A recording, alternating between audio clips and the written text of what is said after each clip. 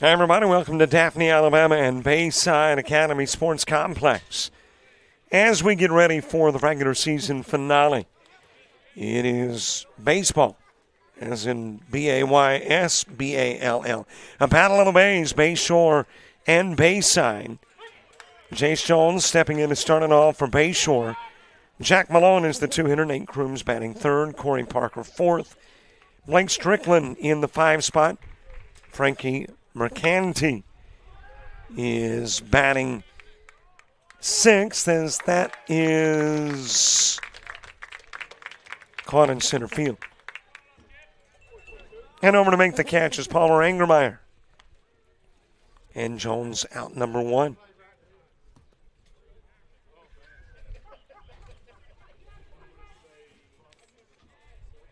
Case and Whiteside is the 7-hitter. Ben Mayo batting 8th. Asher Hilburn in the 9-hole for the Eagles. Admirals with Nathan Sadlock on the hill. Behind the plate is Amos McDaniel, first baseman Wyatt Williams. Will Pettis at second, the shortstop Jack Calloway. At third, Will Allen. Got an outfield of Jackson Blackmer in left field, the center fielder Palmer Angermeyer. And hit by the pitch and going down to first is Jack Malone. And in right field, Wes Hanneman. And there you have it. Eagles offensively, Admirals defensively. As we get your game underway just a little bit early, slated for a 5:30 start. It's a 5:21 first pitch.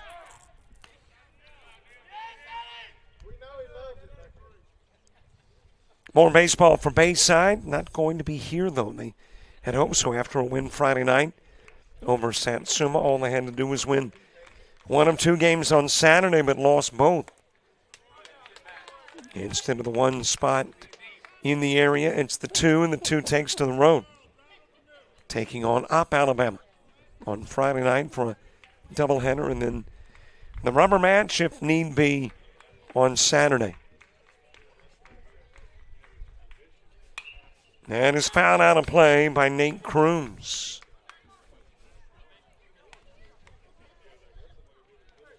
Up Alabama, a much closer drive from me. It's about a 20-minute drive up the street. A couple of hours here to Daphne. But obviously for Bayside, they've got the 2.5 hour journey to make Friday night, in hopes of playing again the following weekend. Back over to first, and safely goes Malone. A Monday of baseball, beginning a week of baseball and softball here on JockJive. Hit by the pitch, Nate Crooms, and a couple of base runners on.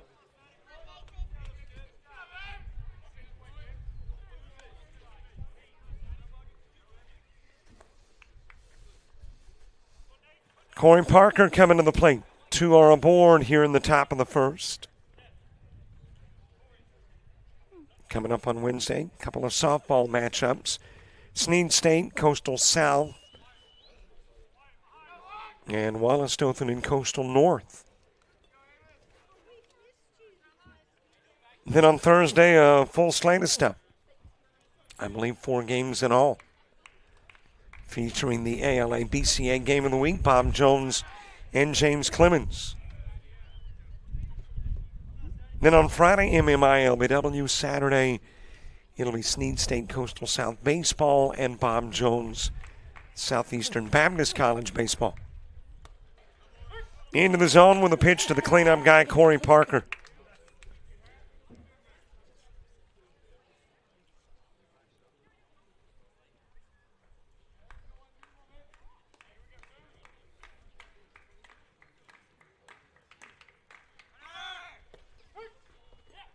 Runners will take off, throw to third, not there. In is Malone with a stolen base at third. Meanwhile, on his way to second, and there safely is Crooms.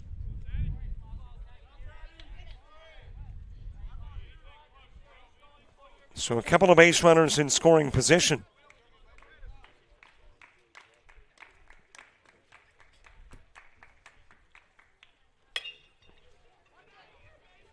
That is dropped right in front of second baseman Will Pettis. Goes over to first. And able to beat it out as Parker, and in will come the run from third Malone.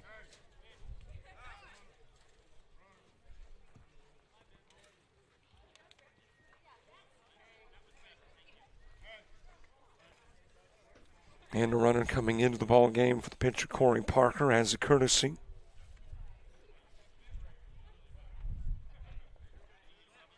And I will thumb through pictures of lineup cards and see if I can get you a name. Ben Whiteside running over at first.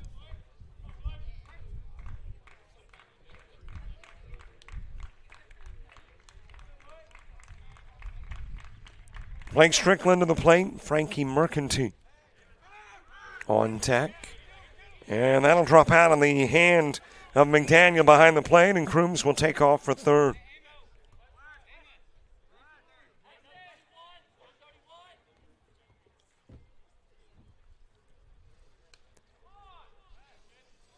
So you got runners on the corners.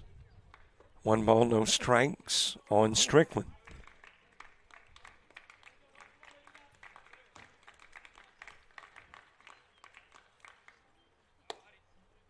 On the outside part of the plate with the offering, and the count goes even.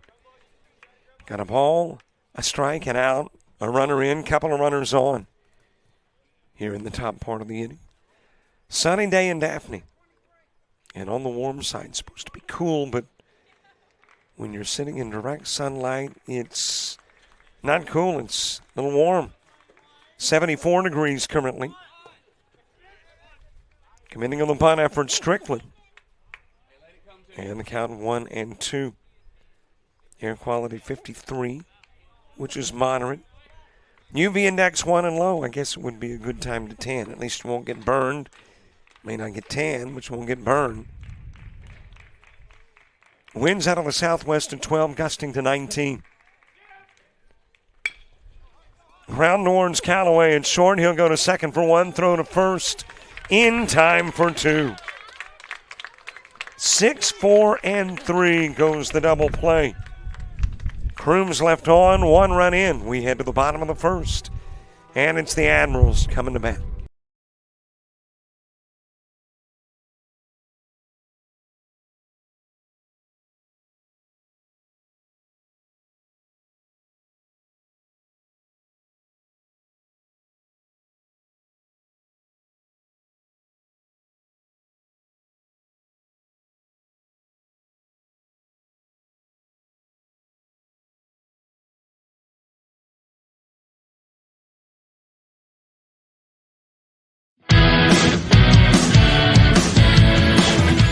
Frustrated. She's having trouble with her defensive player.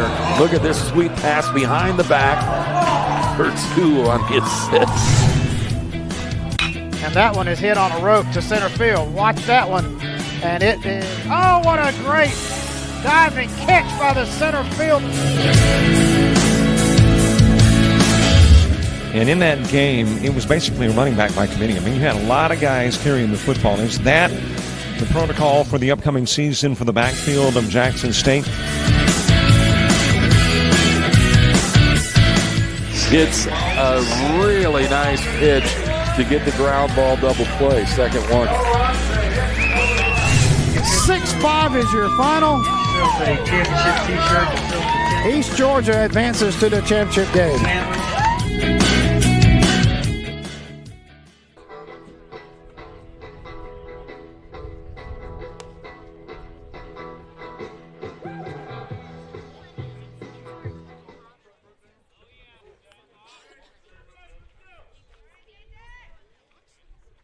Now up to bat, number 22, Nathan Sadlock.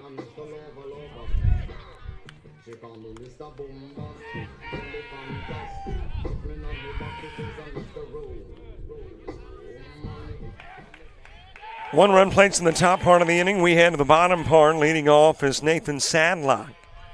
Two-hitter Jack Calloway, Coldine batting third, Palmer Angermeyer is the four-hitter. Wes Hanneman batting fifth, Wyatt Williams sixth, Will Pettis in the seventh spot. Will Allen will bat eighth, and Jackson Blackmer in the nine hole. Corey Parker getting the start on the hill for Bayshore. Frankie Mercantile behind the plate. And first you'll find Nate Crooms, second Blake Strickland. Shortstop is Kason Whiteside. And at third, Ben Mayo. Got an outfield of Jack Malone in left, center fielder Asher Hilburn, and Jace Jones in right. On the outside part of the plate, count goes even at 2 on Sadlock. Senior night in Sadlock, one of the 5 seniors honored in pregame ceremonies. Pitching tonight, batting the leadoff spot. Jack Calloway to the on-deck circle. Parker's offering. That is popped up on the infield. And then a foot onto the grass goes second baseman Blake Strickland. And Sadlock with the fly out. Now batting, number 2, Jack Calloway. Well, I got some new gear up here, and I'm not quite acclimated to hitting the right button. I think I hit the wrong one, and you did not see the infield fly out, but it was made. Sadlock flying out to Strickland. Jack Calloway to the plate. Coldine to the on-deck circle. A game that has no bearing on postseason. All the area play done as that's outside. And thus all the pairings for the first weekend set.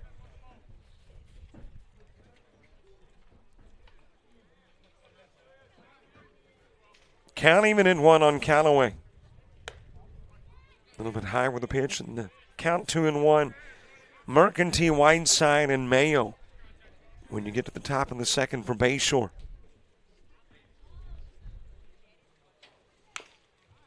That is ground foul in the direction of third.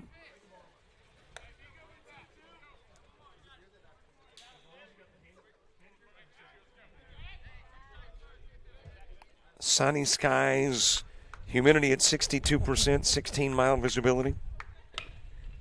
It is 2 degrees above what it would typically be on the 14th of April.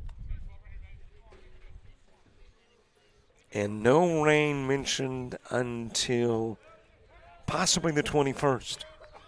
It's next Monday. So dry for a while. As that is ground over towards third, picked up there by Mayo. He'll go to first in time to get the out of Calloway. Now up to bat, number 7, Coldine. 2 gone for Coldine. Another one of the seniors recognized, and from what I understand, he plans on continuing his baseball next year across the bay over at the University of South Alabama. Palmer Angermeyer is on deck.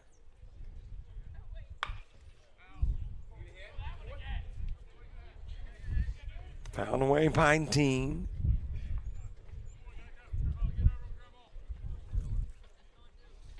We will be at the University of South Alabama a couple of times this summer, working with the Showcase Series. And I believe they've got 2 events there this year. Not to mention LSU, Nicholls State, Pearl River, Southern Miss, West Alabama, West Florida, Troy, and I know there's a few more mixed in. That was off the top of my head. 2-strike pitch to Dean. And is driven over in the direction of left field, but there to make the catch is Jack Malone. 3 go up, 3 go down in the bottom of the first. We head to the second in a 1-zip game.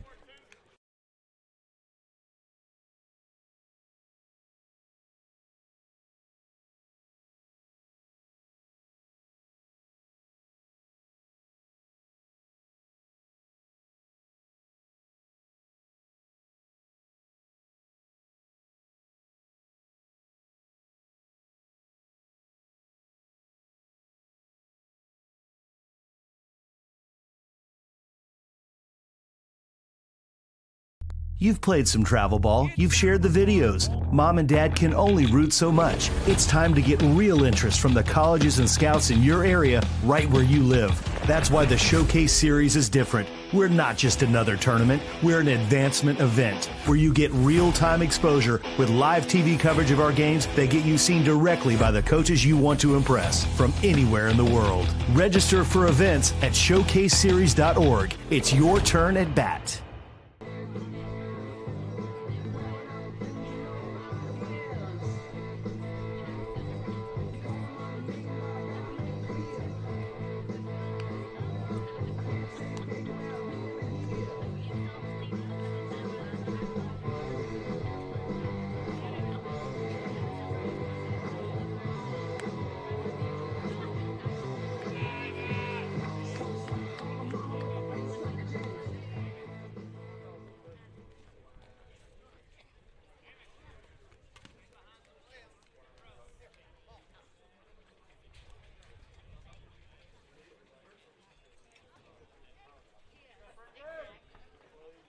Top of the second, Frankie Mercantile, Case in Whiteside, and Ben Mayo due up in the inning.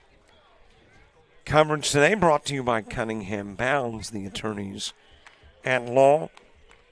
As we get the top of the second underway, pitch outside from Sadler, who I understand also plans on playing baseball next year at Millsap College, which I think is a Gulf South team. And speaking of the Gulf South, we'll be handling their championships in Oxford in 2 or 3 weeks. They're in Shakalaka Park. Count even in 1 on Mercantile. Top of the order in the second. That is a base hit into center field. Lead off Frankie Mercantile single. And the second Bayshore hit of the game.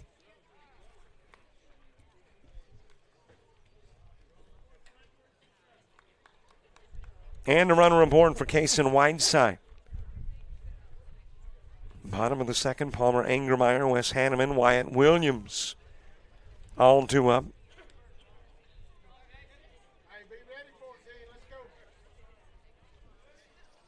Bayshore getting a run in the top of the first. Malone got on as a hit batsman. Came in on the infield, Corey Parker single. Fouled away to the left side by Whiteside.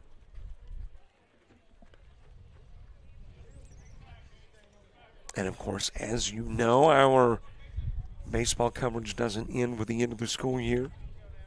Continues into the summer. The ALA BCA showcases in June. Got the Showcase Series starting the first week in June, going through the last week in July. Handling the Cal Ripken World Series in Branson, Missouri. Babe Ruth 13-year-old World Series in Jamestown, New York. There's the 6-4 and not quite the 3.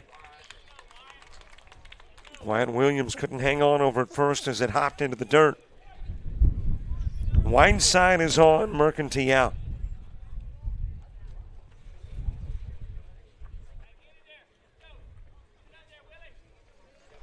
And Ben Mayo coming to the plate. Asher Hilburn to the on-deck circle.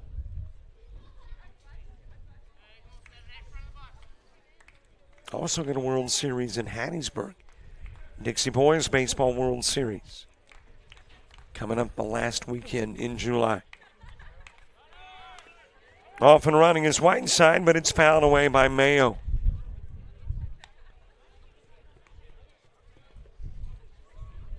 So Whiteside will trot back down to first.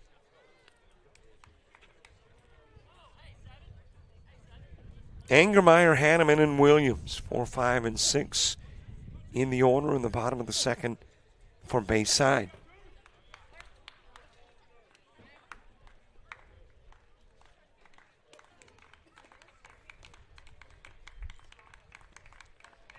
Sandlock with a look to the runner over the shoulder at first.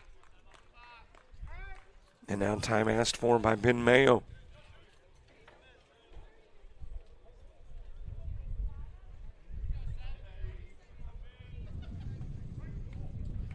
Major League Baseball, one game just underway. Nationals and Pirates scoreless in the top of the first. And then everything else later. Some a little bit later. Giants, Phillies in about 2 minutes. And then the rest of the games noticeably later.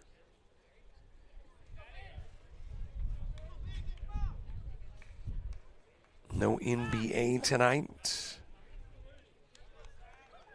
Tomorrow, Hawks, Magic, Grizzlies, and Warriors.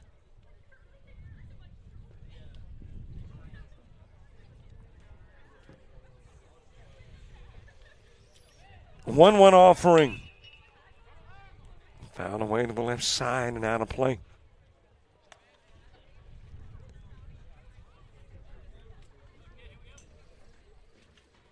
Asher Hilburn on deck. And as I mentioned, the junior college stuff that we carry, most of it on Thursday and Saturday. That's the day for conference games. We're on the third, picked up there by Allen. And you got everybody safe. As you'll have an E5 mixed in that gets Whiteside to third and Mayo to second.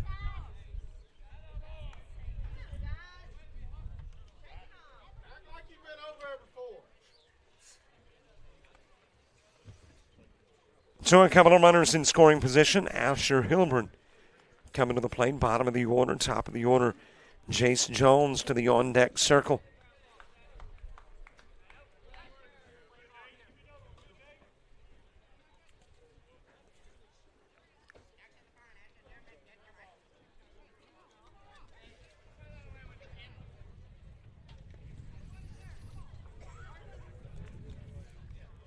One run in and came in the first. Two runners currently on here in the second. It is bunted foul by Hilburn.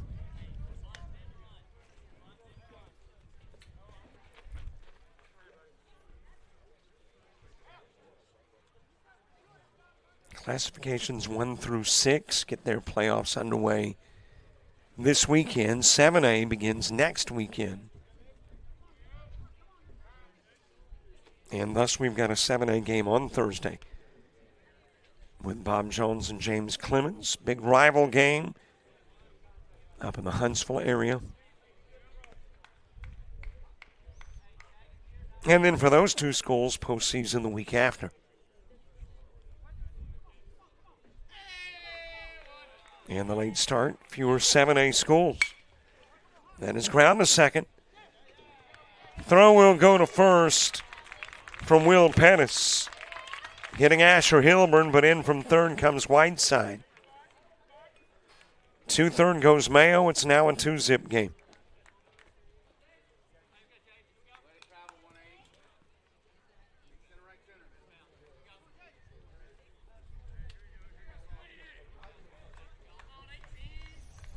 Top of the order, Jace Jones to the plate. Jones with a fly out to center field. He will float that one in the direction of right field. Over close to the foul line goes Hanneman. He'll make the catch, and Mayo left on. Another run in. It's a 2-zip Bayshore lead as we go to the Bayside second.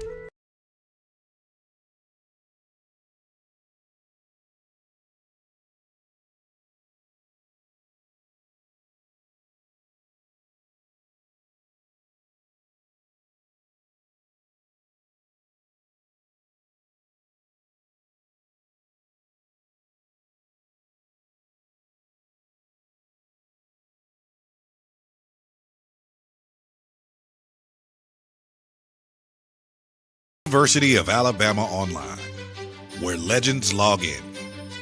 A tradition of excellence. Choose from over 100 affordable degree and certificate programs that fit your budget and schedule. Earn the same degree as you would on campus, with the same affordable tuition rate for every state. UA Online. Advance your career and change your life. Get started today at online.ua.edu.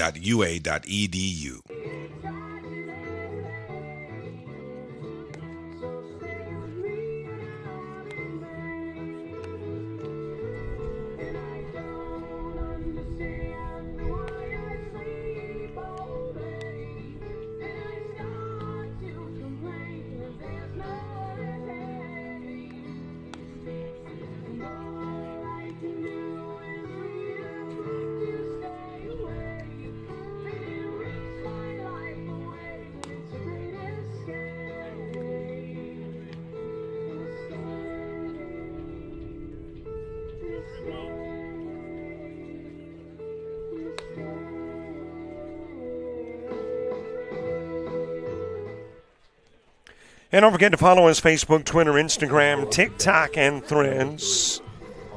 And we'll keep you updated on everything that we're doing, where we're going, what happened once we got there. We head to the bottom of the second, got a new pitcher on the hill. We may have a new pitcher every inning. We'll see. Case in Whiteside. Whiteside will move in from short. Going to short is the left fielder, Jack Malone. Going to left is the former pitcher, Corey Parker. So Parker worked an inning. Faced 3, no strikeouts, no walks, no hits, no runs.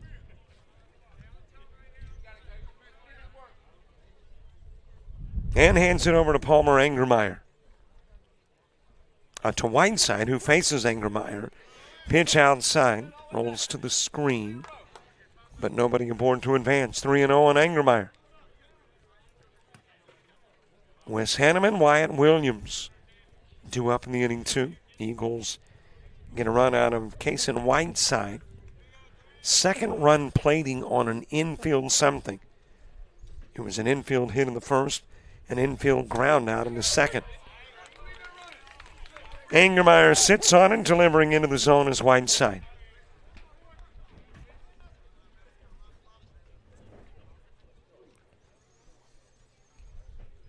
Three-one offering. It is fouled back to the screen. And the count will run full. Just a single game tonight. And then for Bayside, it's prep time for the postseason.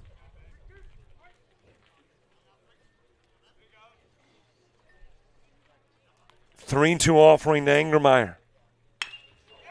That is shot in the direction of left field. And drifting back to make the catch, Corey Parker. Now up to bat. Well, off of the stick looked like it had potential. But Parker able to track it down for out number 1. Wes Hanneman coming to the plate.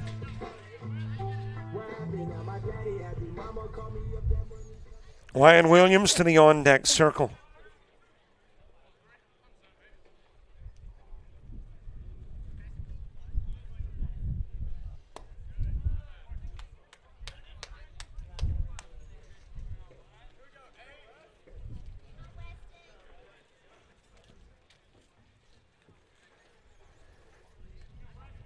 Here's the 1-0 offering, and the count will go even.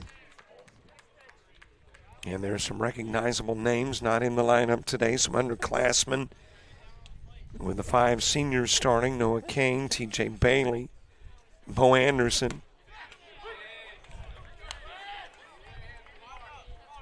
All names that you probably will see at some point, but not in the initial phases of the game. On a day in which seniors are recognized. Strike 3 on the inside part of the plate.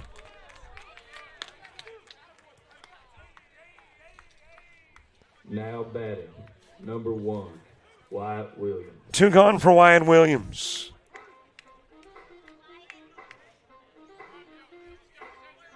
Williams, the 6-hitter, playing first.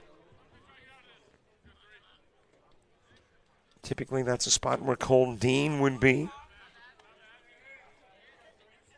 But Wyatt Williams getting the opportunity here in this one. Except, of course, when Dean is on the hill, and then you see Williams over at first. Into the dirt with a wide side pitch.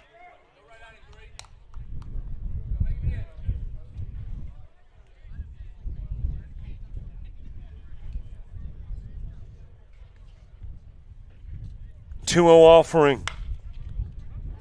And that'll be sent foul on the left side. Bayshore Christian is where former Bayside football coach Phil Lazenby went to start the football program there.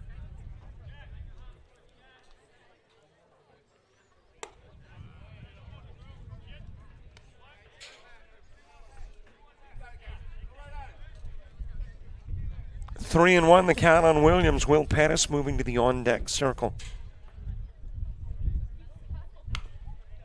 That is off the end of the stick. And it'll roll down the first base line. Williams thought it was going to go foul. Delayed getting out of the box. It is picked up at first. And that is where the out is registered.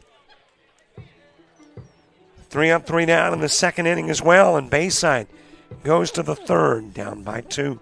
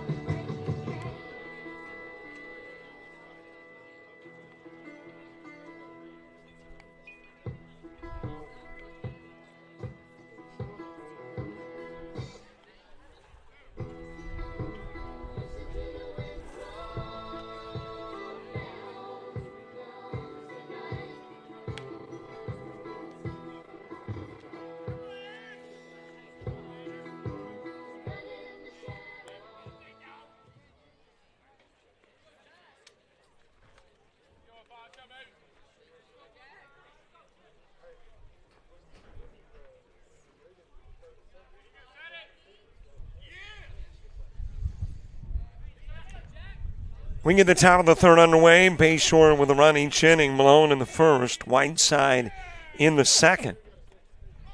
Opening pitch a little bit outside to Jack Malone. Malone hit by a Sadlock pitch in the first. Stole a base. Came in and scored the inning's only run. Did it on an inside the infield Corey Parker single. Will Pettis, Will Allen, Jackson Blackmer when you get to the bottom of the third for Bayside.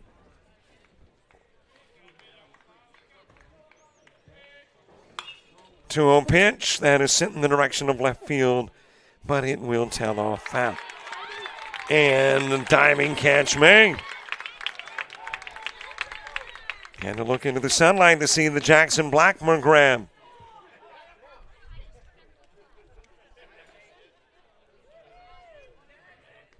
And there's one out. Malone out number 1.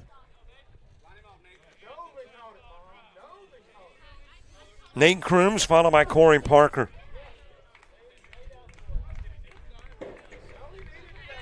So a sensational Blackmer catch.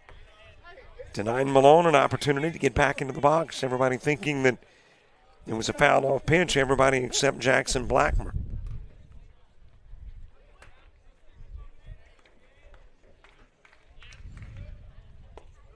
On the inside part of the plate to Nate Crooms, who I wonder if he is any kin to one Street Crooms at LBW. Crooms, a relatively unusual name, popped up to right. Catch made by Wes Hanneman. And Crooms with a fly out for out number 2.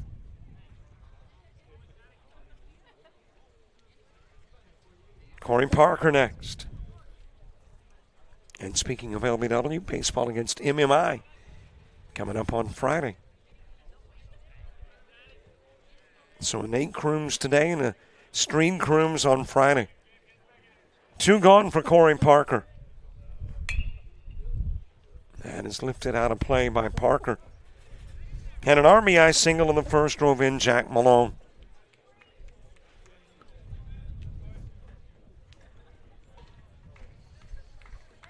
Blake Strickland on deck. just a little bit high with the offering.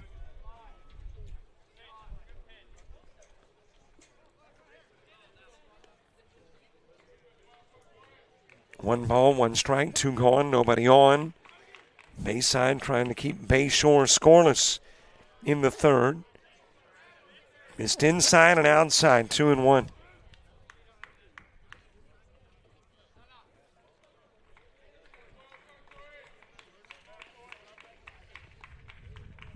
Sandlock's 2-1 offering. A little high, a little bit outside.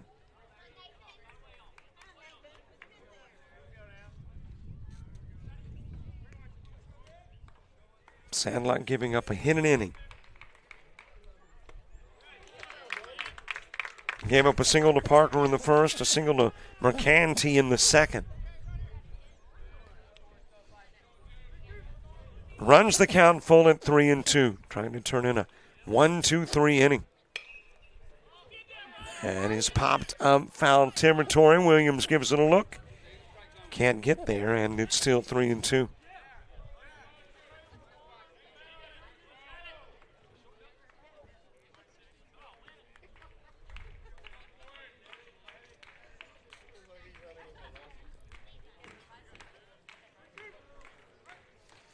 A second payoff pitch to Parker. And it's popped up right side, and Hanneman's there for the catch. Sandlock turning in his first 1-2-3 inning. We go to the bottom of the third. Pettis, Allen, and Blackmer coming up.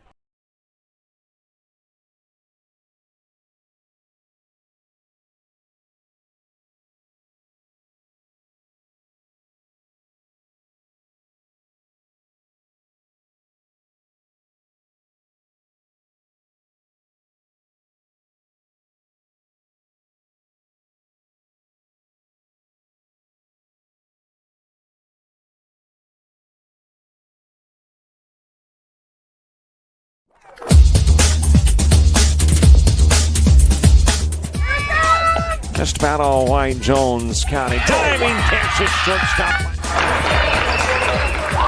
Gross.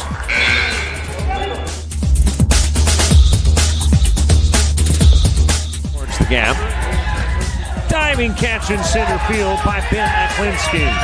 There is a shot towards deep short. Kraft's got it. Long throw over, and he got it.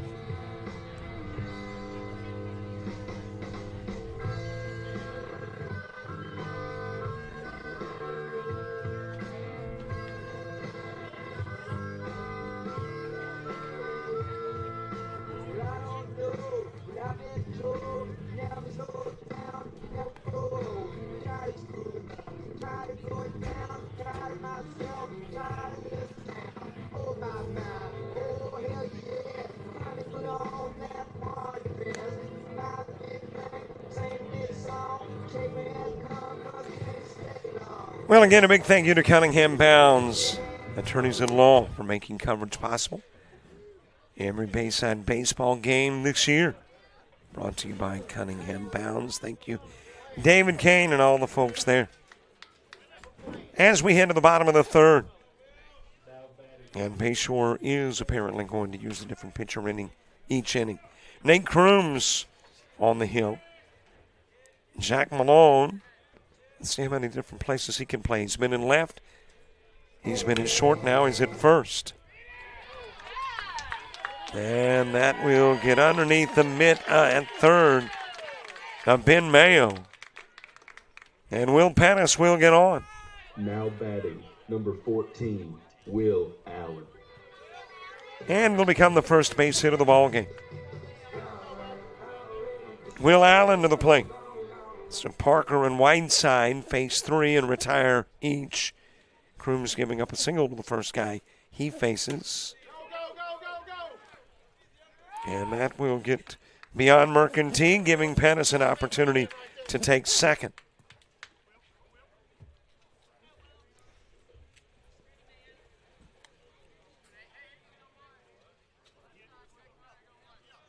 Kaysen Whiteside, an inning work, 3 faced, 1 strikeout.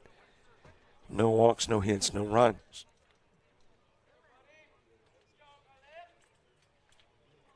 Crooms facing Will Allen. Jackson Blackmer to the on-deck circle. Inside with a pitch to Allen. Bayshore in the fourth has Strickland, Mercantile, and Whiteside. 5, 6, and 7 coming to the plate, but Bayside hoping that by the time we get to the fourth, that score will look a little bit different.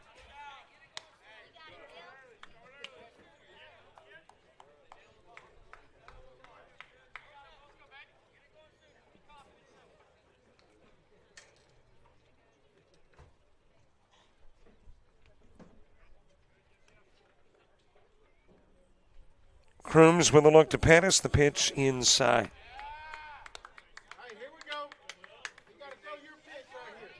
Well, I was mentioning some of the guys that typically play that aren't tonight. Fitzhugh another, and several of them in shorts, so not going to play. Fitzhugh, Kane.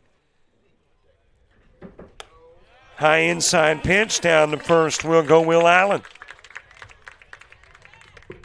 Now batting, number 28, Jackson Black. Couple of base runners on for Jackson Blackmer.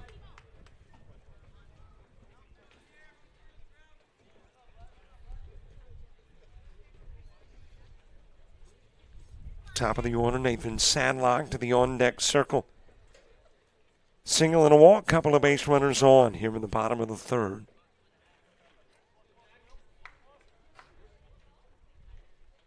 Last game of the regular season, so obviously it is meaningless from its impact on postseason. So thus,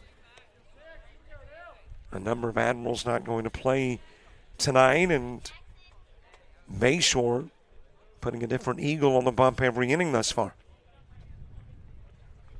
All norms you wouldn't typically see in a regular season game.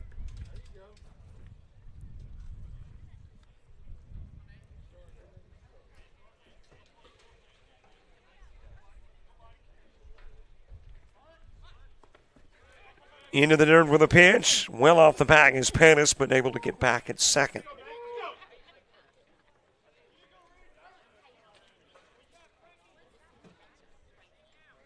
Even count at 1.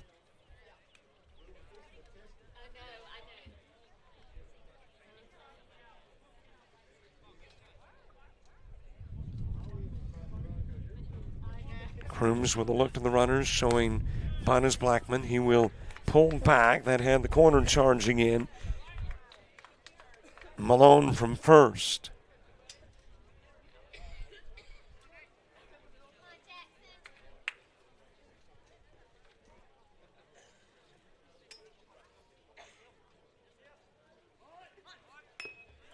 Bunt lane down towards first, but foul. And a couple of strikes.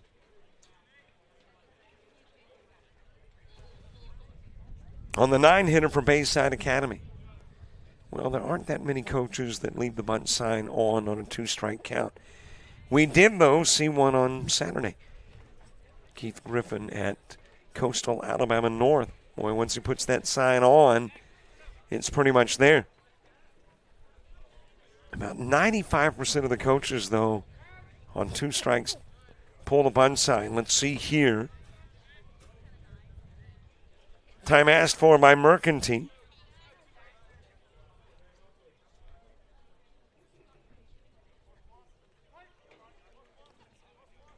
Two offering. Too high down to third. Pettis. And he'll get in safely with a stolen base.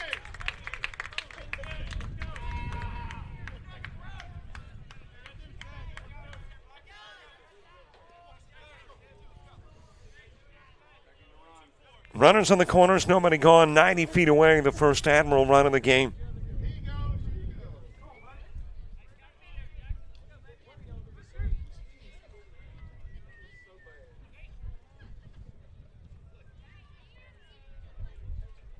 Here's the offering to Blackman. It is on the outside, par and out. He goes.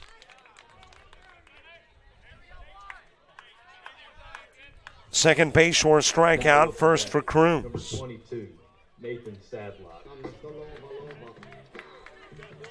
And we're back to the top of the order. Nathan Sadlock to the plate.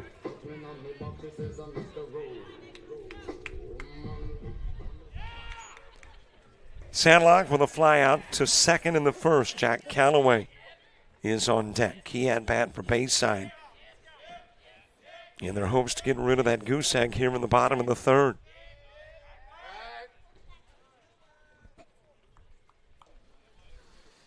Until this year, I had never seen the old 53 work.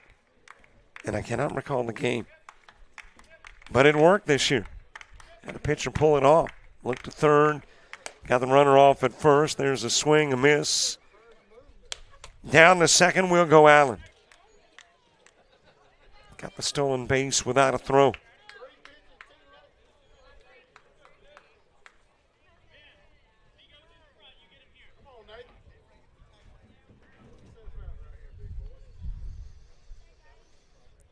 Sadlock with an opportunity to drive in a run or two. Stuck the stick out there, got a piece of it, fouled it back into the mid of Mercantile. And a couple of strikes on Sadlock. He was the first out in the first inning, back to the plate here in the third.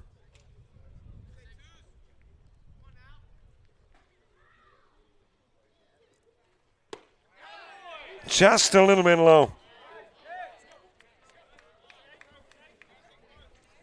Crooms trying to work that corner.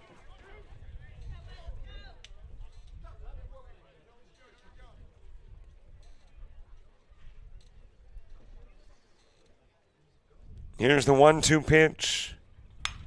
Sadlock into right field, base hit. Pettis will come in. Allen rounding the bag at third. He'll come to the plate. Score two. Nathan Sadlock. Game tying 2 RBI, 1 out single.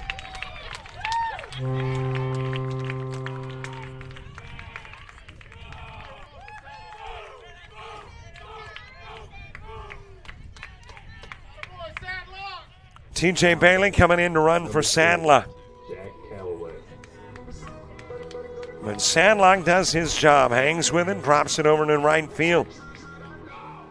Brings in Pettis and Allen.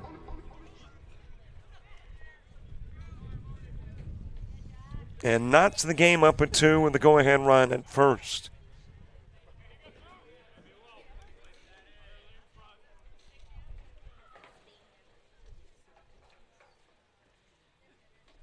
Jack Calloway sending it right back to Crooms. He'll go to first with the throw. Bailey taking second, and there's 2 gone. Now up to bat, number 7, Cole Dean. 2 outs for Cole Dean. Cole Dean with a fly out to left field in the first. 0 for 1 in the game. Palmer Angermeyer on deck. And don't forget, if you haven't already subscribed to our YouTube channel, please do. Gives you access to games, to shows, to interviews, Now up to bat, highlights and more. Dean given an intentional walk.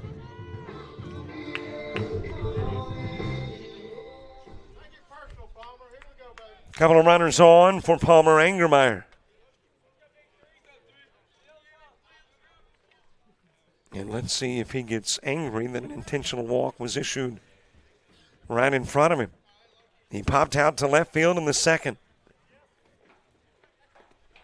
Into the dirt with a throw. That will allow runners to advance. Mercantile just couldn't track it down before Bailey reaches third and Dean second.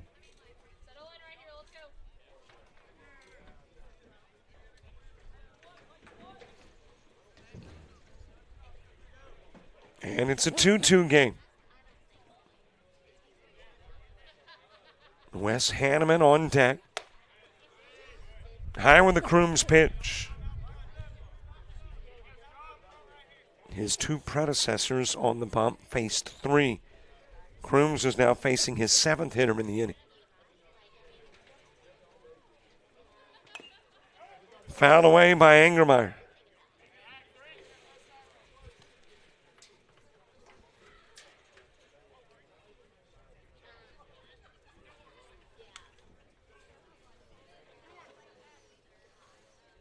Two balls, one strike. 2 gone, 2 on, 2 in, 2-2 game. Asking for time is Engermeyer.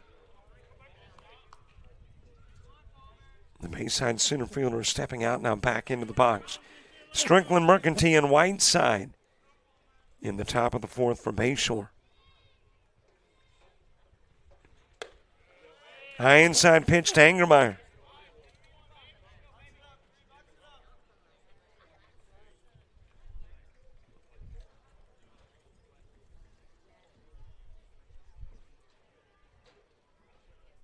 Breeze at times has been brisk. It's pretty gentle as we speak.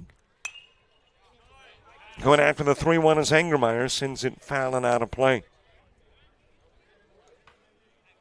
0 for 1 in the game. Sizable inning for Bayside. 2 runs, tying the game at 2.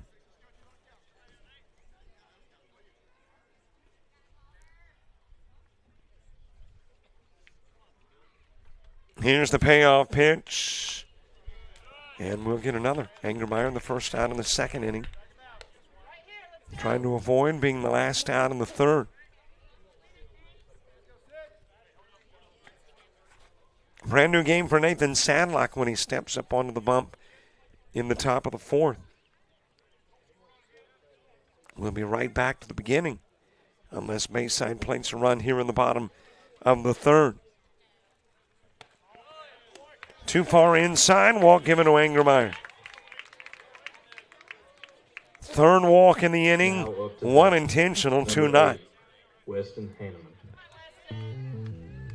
And it's all loaded up for Wes Hanneman. And let's see if Crooms is going to finish the inning.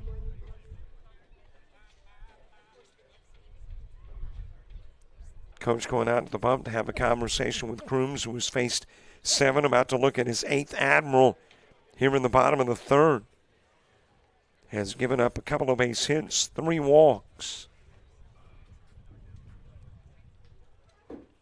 and allowed 2 runs to play.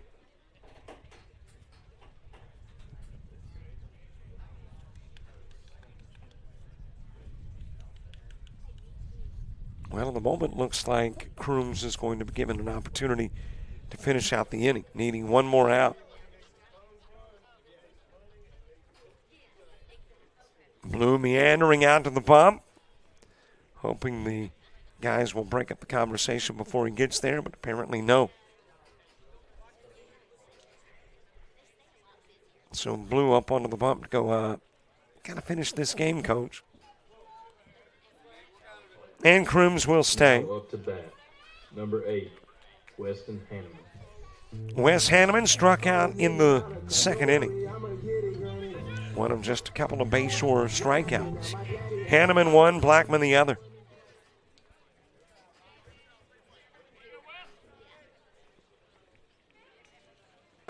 First pitch down the middle to Hanneman.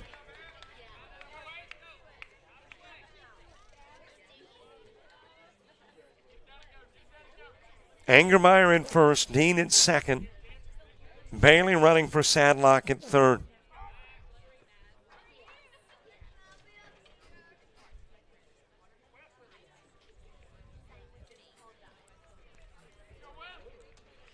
Game creeping up on an hour old. And in the bottom of the 3rd. Too high with the pitch, and the count evens.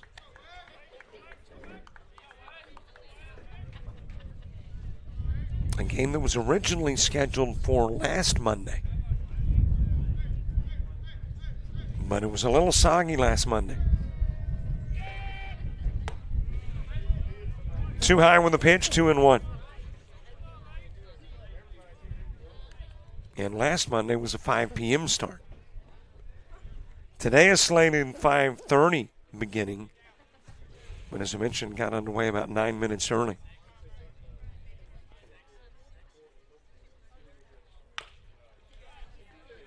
That is fouled off of the foot of Wes Hanneman. And he's doing the Hanneman hop, trying to shake off the pain.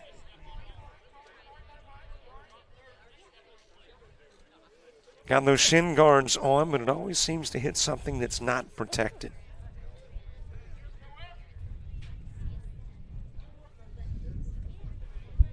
County minute 2 on Hanneman.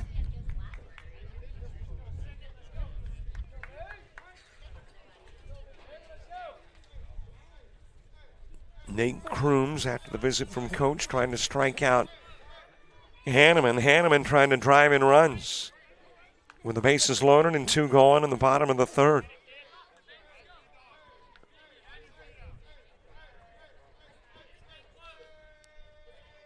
Two Crooms offering. Outside, goes to the screen. Here comes Bailey. He'll score easily from third. Bayside's got their first lead.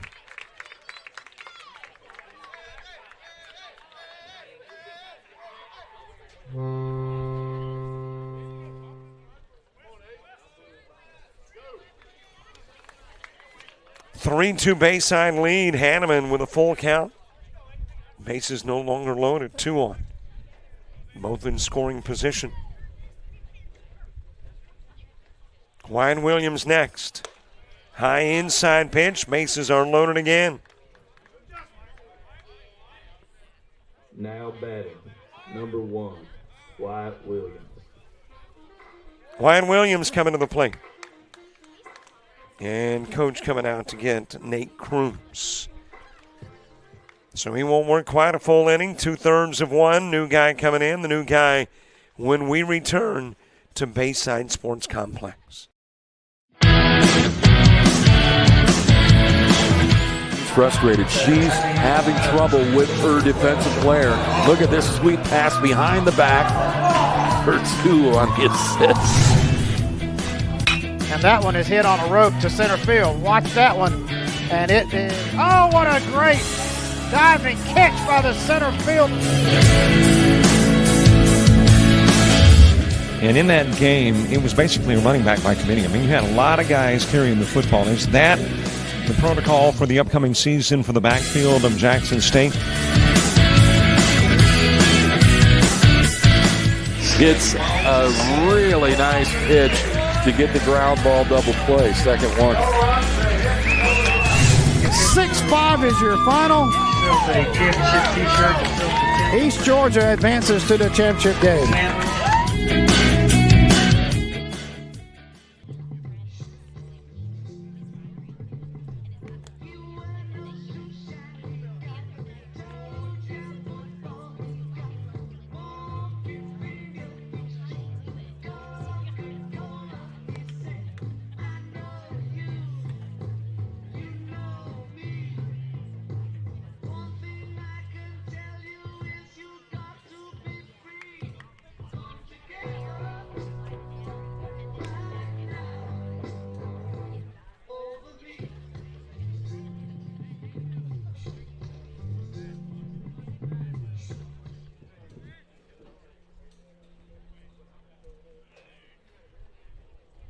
Now batting, number 1, Wyatt Williams.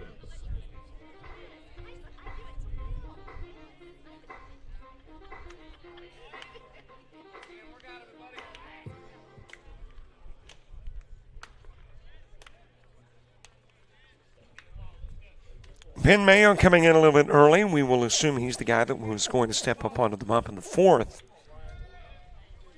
But Nate Crooms not able to finish off the 3rd.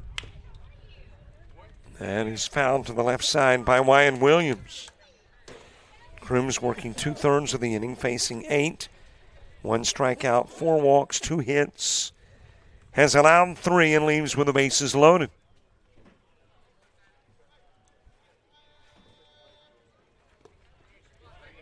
Dropped in a little bit low on Williams. Williams with a ground out to first. Thought he had rolled 1 foul, but it stayed fair. And Crooms was playing first at the time. Picked it up and stepped on the bag to get the out. High offering to Williams. Big pitch coming from Ben Mayo.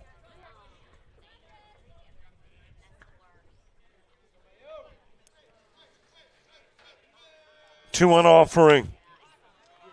That is sent to the left side. And it'll drop foul. Long chase given over in left field by Corey Parker. But not able to catch up with it. And the Wyatt Williams at-bat continues. 2-2 count. 2 balls, 2 strikes, 2 outs, 3 in, 3 on.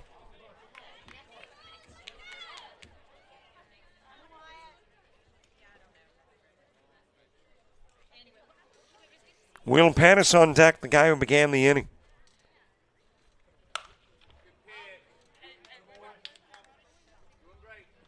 And gets out of play to the left side.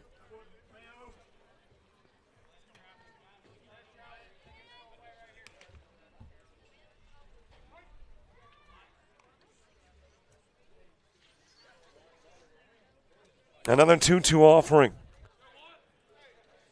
Wyatt Williams, the last out in the second inning when he ground out to first. And that'll drop into the strike zone and get Wyatt Williams looking. So Ben Mayo comes in, does his job, strands 3. Bayside hitters do their job, scoring 3 as we head to the 4th.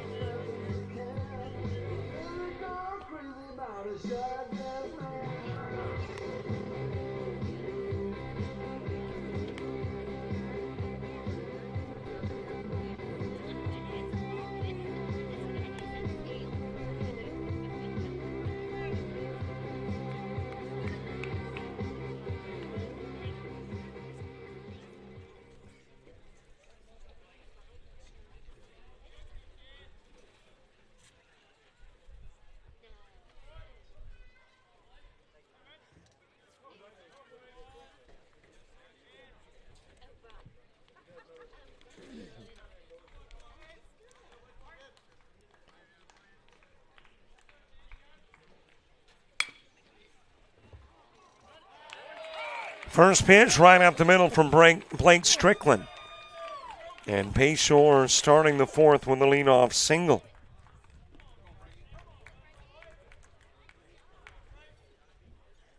Three-two Bayside lead. And the guy on the bump contributing at the plate as well, Nathan Sadlock, with a 2 RBI single in the 3rd that tied things up. And then a wild pitch, bringing in Bailey running for Sadlock, that gives Bayside the lead. Frankie Mercantile had a single to lead off the 2nd. Back to the plate in the 4th. Kason Whiteside, the on-deck circle. Bunted in the direction of first, nobody covering. That'll be an infield single for Mercantile and a couple of runners on.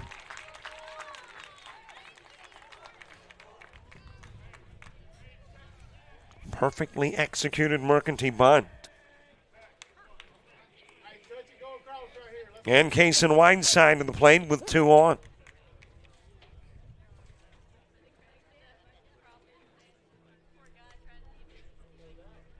Ben Mayo to the on-deck circle.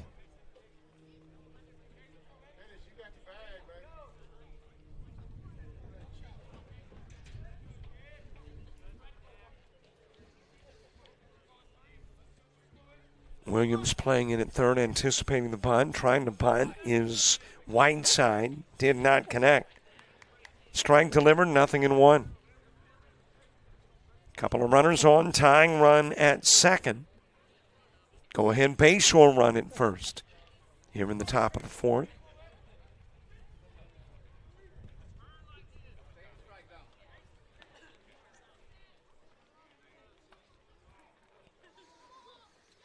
Ben Mayo on deck.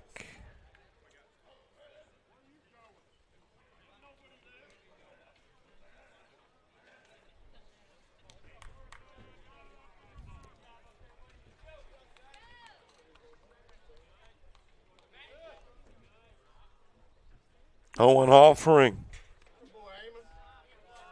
A little bit outside with a pitch from Sadlock. Whiteside ground into a 6-4 that took Mercantile off the base path in the second. Then he came in and scored a run on the Hilburn 4-3 putout.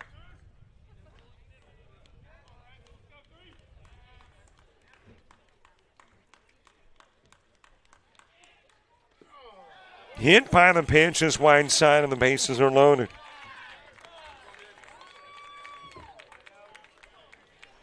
Well, if I was ever to go to the plate and ever play baseball and was to ever get hit by a pitch, that would be the pitch I'd want to be hit by. It didn't sting much, didn't have a lot on it, by design. Just didn't find the spot in the strike zone that Sadlock was looking for. That'll bring Ben Mayo to the plate with the bases loaded. Ground up the middle. Callaway Fields drops. Still able, no. Thought for a moment he was going to be able to get that foot over on the bag because Whiteside thought that he was out in second and had put on the brakes. But instead, Strickland will come in to tie the game, and the base is still loaded and still nobody out.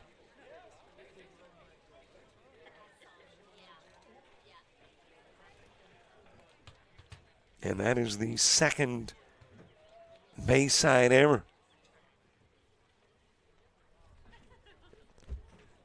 Asher Hilburn coming to the plate.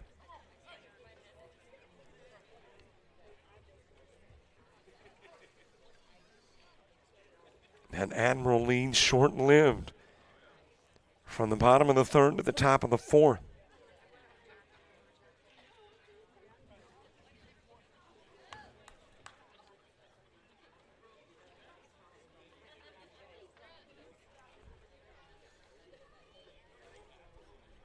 Lengthy conversation on the hill with Sadlock in the infield.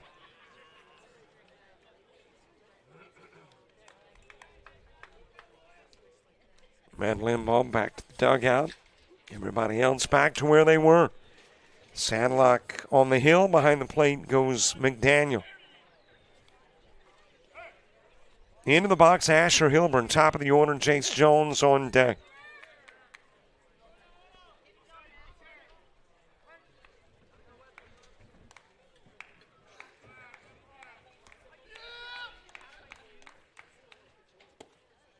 A little bit outside with a pitch to Hilburn. Hilburn drove in a run when he ground out to second a couple of innings back.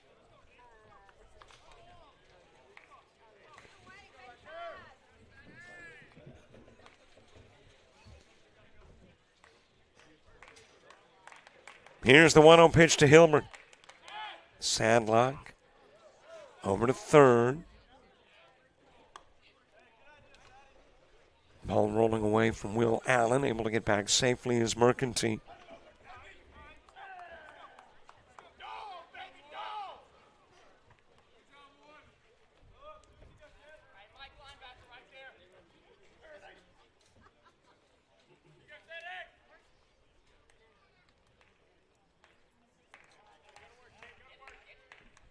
Here's the 1-0 pitch to Hilburn, that'll hit him. So Hilburn will get his second RBI of the game as a hit batsman with the bases loaded. Mercantile scoring from third. And it is still loaded as Bayshore gets the lead back.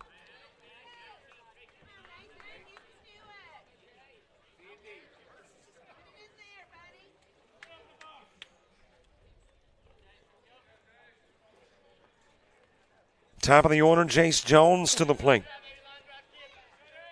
Sixth hitter in the inning with nobody out. High pitch to Jones.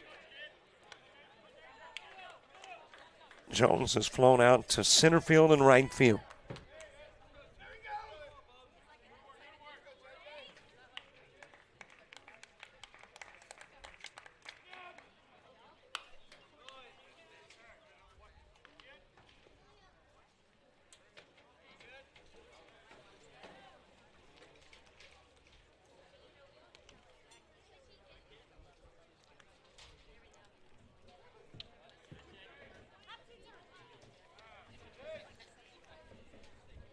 Jack Malone on deck. And Chase Jones. Not sure what happened. Maybe straining something. Coach coming in to take a look at his leadoff hitter and right fielder, who popped out in the center field as the first out in the first inning, was the last out in the second inning with a fly out to right.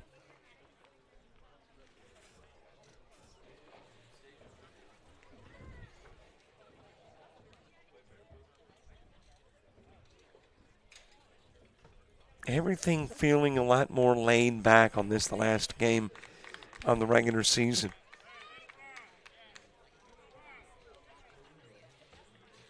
Jones tended to by Coach. Admirals take the opportunity to go out to the bump to have a conversation with Sadler.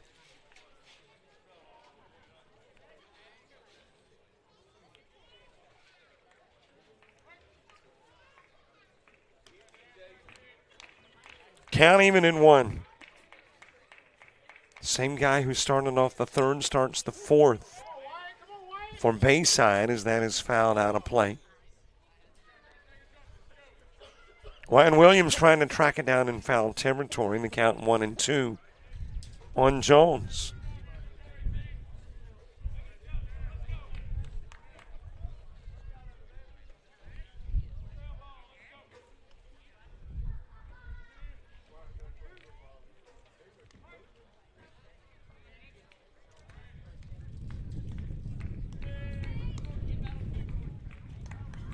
One ball, two strike offering.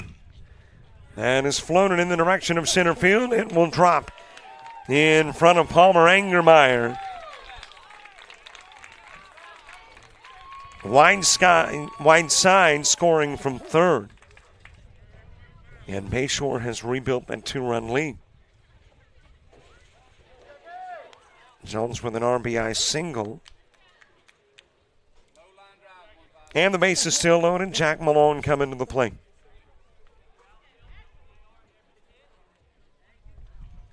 And still nobody out. Malone's been hit by a pitch and popped out to left field. Sadlock has hit four. Hit Malone, Crooms, Whiteside, and Hilbert.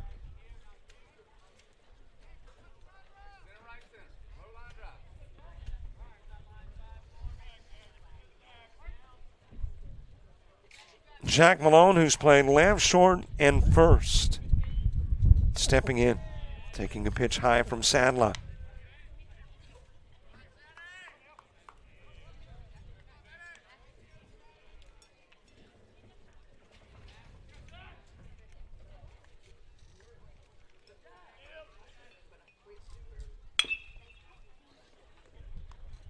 Callaway will take it at short, no play at second, throws to first, not there either.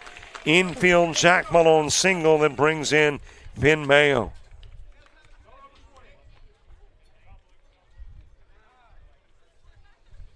And it is still loaded, still nobody gone, and Bayshore with their biggest lead. Limbaugh with his second visit, and the new Admiral will be on the bump when we return.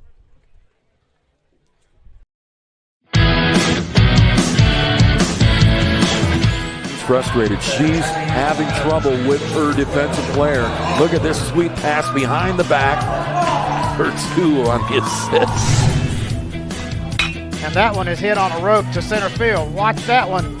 And it is, oh, what a great diving catch by the center field.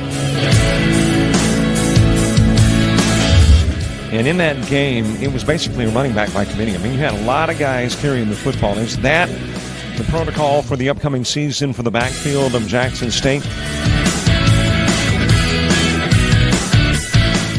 It's a really nice pitch to get the ground ball double play. Second one. 6-5 is your final. East Georgia advances to the championship game.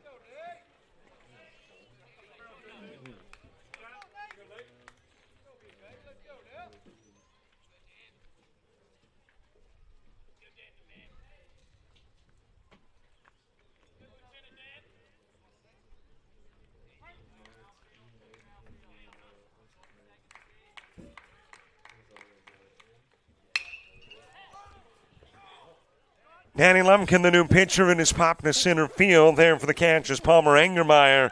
Tagging from third, Hilburn. He'll come in to score. And Bayshore adds a run to the lead. Bayside picking up their first out in the fourth. And Crooms with a sacrifice, then gives him the RBI. Nathan Sandlock working 3 innings, facing 20. No strikeouts, no walks, 4 hit batsmen, 6 hits given up. Has allowed 7 runs and is responsible for the runner at first and second.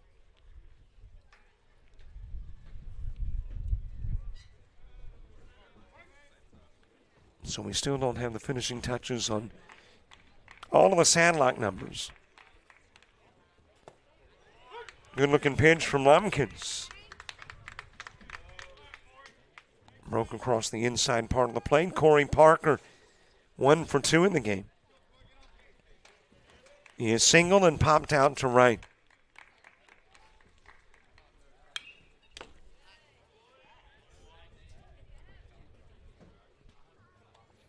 Blake Strickland on deck. Bottom third of the order. In the bottom of the fourth, Pettis, Allen, and Blackman.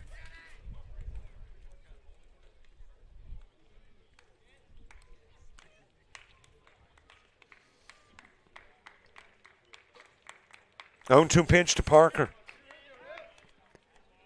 And time asked for by Parker. Didn't like all the time Lumpkins was taking on the hill. Takes a moment, steps out. 0-2 pitch. That's a good-looking toss. It looked like it was going to travel inside on Parker and then broke into the strike zone. And Parker will become the first strikeout victim of the day for Bayside pitching.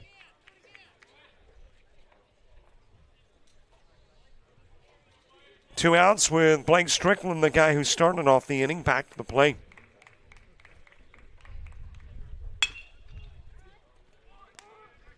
Ground to Callaway at short, throws over to first. 6-3 will go the putout. And Lumpkins does his job, comes in, faces 3, retires them all.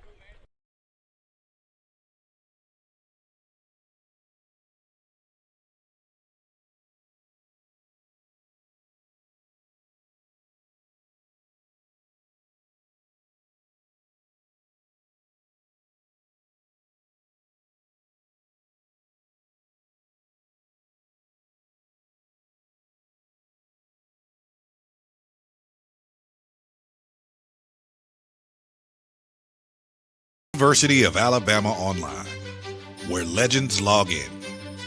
A tradition of excellence. Choose from over 100 affordable degree and certificate programs that fit your budget and schedule. Earn the same degree as you would on campus, with the same affordable tuition rate for every state. UA Online. Advance your career and change your life. Get started today at online.ua.edu.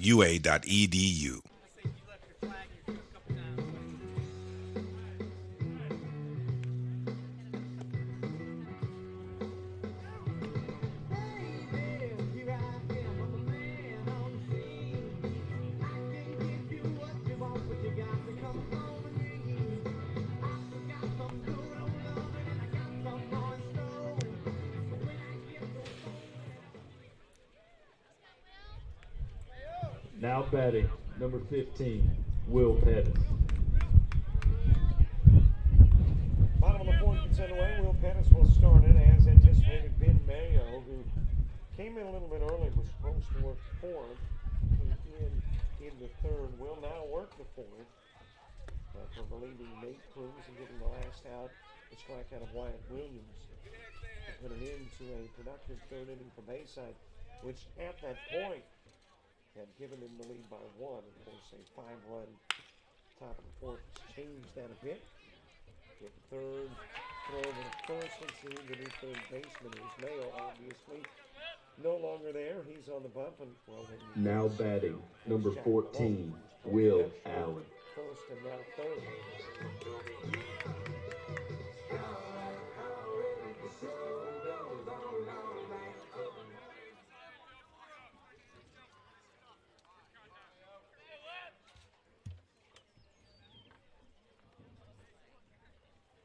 Will Allen with a walk, a stolen base, and a run scored. Jackson Blackman to be on that circle. Fifth inning for Bayshore. Starts with the 6 spot. Frankie Murphy, Cason Whiteside, and Ben Mayo. That is lifted in the direction of left field. Trotting in a field to make the catch. Corey Parker. And Will Allen with a flyout for out number 2. Now up to bat, number 28, Jackson Blackman.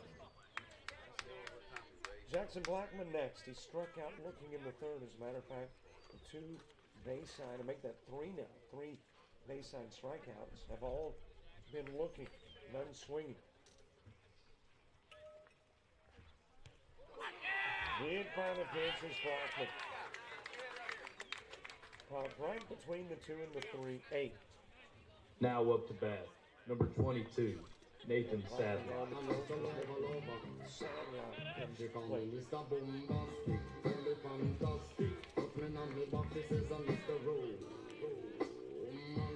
First Admiral hit by an eagle pitch.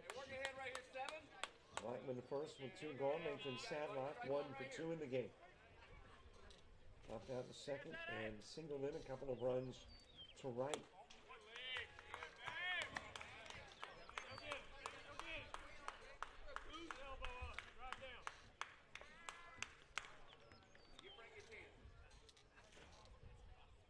Jack Calloway on deck. And there's another hit batsman, Sandlock home. Just giving you a little payback, baby.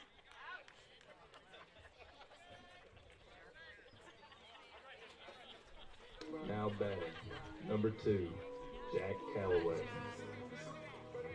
So a couple of base runners on. Jack Calloway coming to the plate.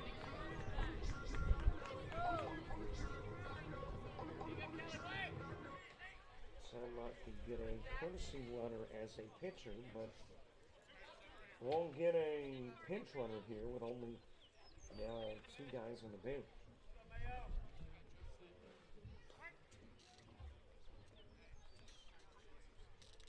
Sandlock runs for himself. Blackman at second. Swing and a miss by Calloway, who's 0 for 2. Couple of groundouts on the infield, the third, and the pitching.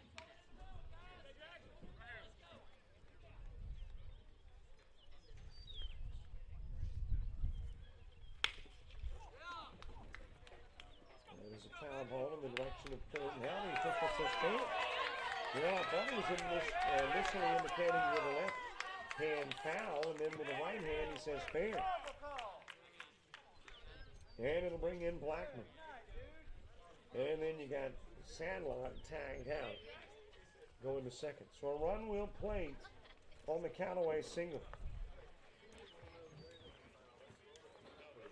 It is a 7-4 ball game as we head to the top of the fifth.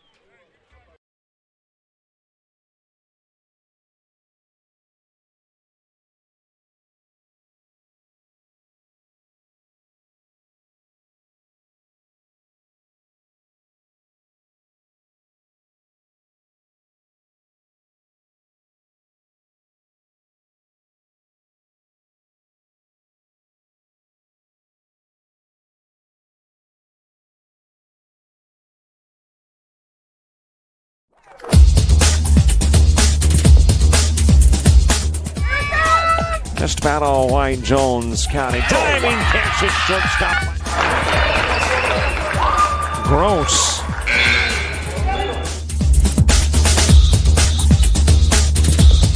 Towards the gap. Diving catch in center field by Ben Aklinski. There is a shot towards deep short. Kraft's got it. Long throw over, and he got it.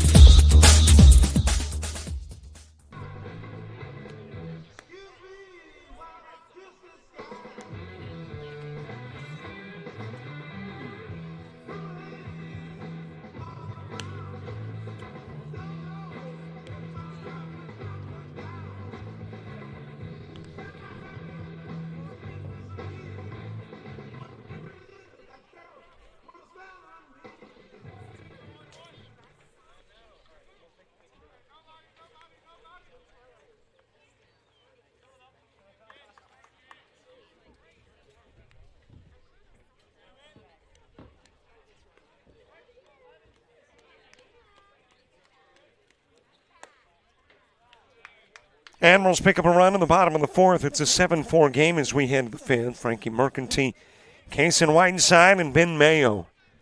2 up in the inning, 2. Into the strike zone with the Lumpkins pitch. Came into the ball game in the fourth and technically worked the inning, though he came in after 7 at-bats.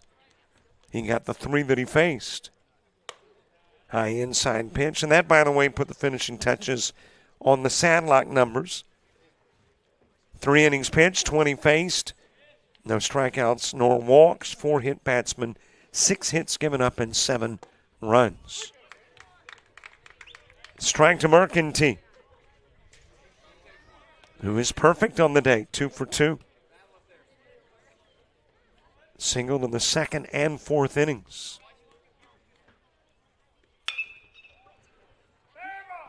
Send foul over in the direction of third and left. The new third baseman, by the way, is Sandlot.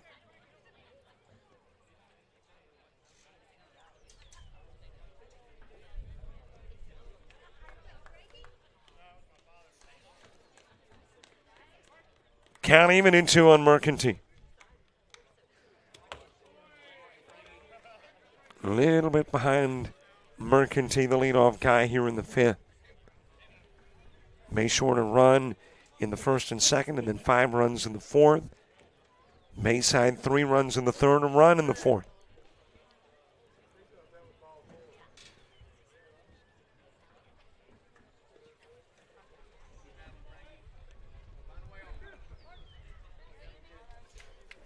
Here's the 3-2 offering.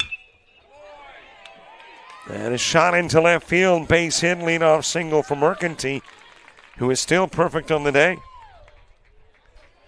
7th Bayshore hit of the game.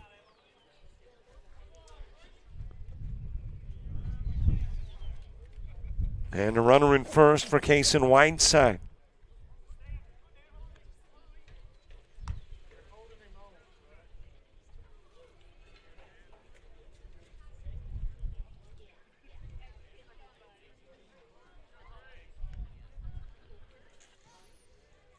Whiteside ground into a 6-4, got hit by a pitch.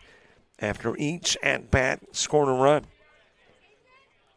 Played it in the second on the Hilburn 4-3 putout. and came in the fourth on the Jace Jones single. Trying to lay down the bunt, went after it, couldn't drop it. McKenty back over to first. And an 0-1 count on Whiteside.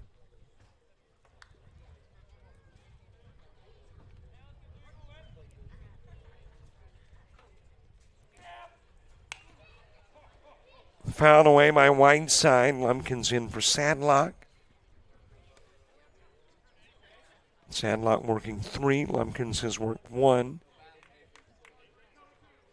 Now working on his second. Ben Mayo's on deck. 3, 4, and 5 in the Bayside order in the bottom of the 5th.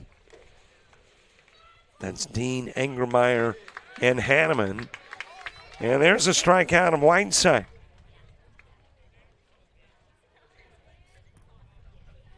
Second Lumpkins K of the game.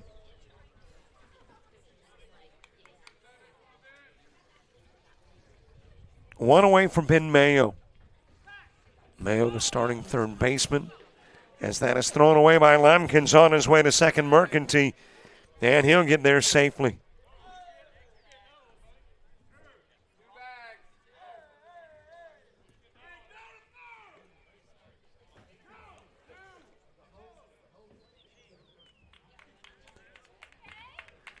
And apparently thrown into the dugout. Giving another bag to Mercanty.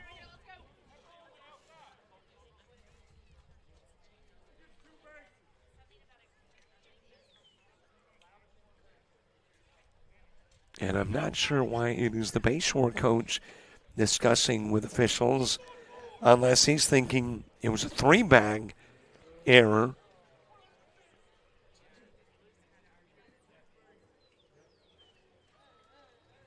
And Matt Limbaugh coming out saying, hey, shouldn't it have been 1 bag? So the umpires will meet. And they will discuss. So I guess you've got the possibility of second, third, or maybe even, I'm assuming because the Bayshore coach was involved, home. I don't know how it could be a 3-bag error, though. And now you got just a single bag. Back to second will go Mercanty.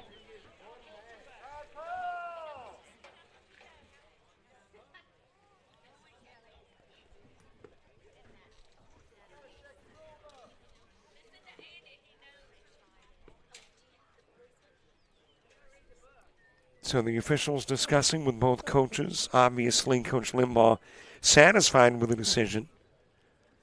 The Bayshore coach, not so much.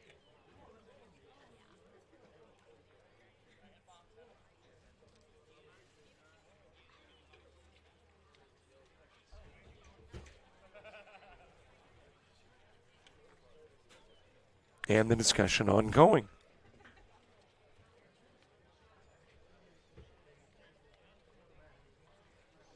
Well, in this juncture, you could reverse your decision and send Mercanty over to third, and then Matt Limbaugh will come unravel. So the decision made, they likely stick with it, trying to give an explanation that the coach can live with. Well, now they send him down to third.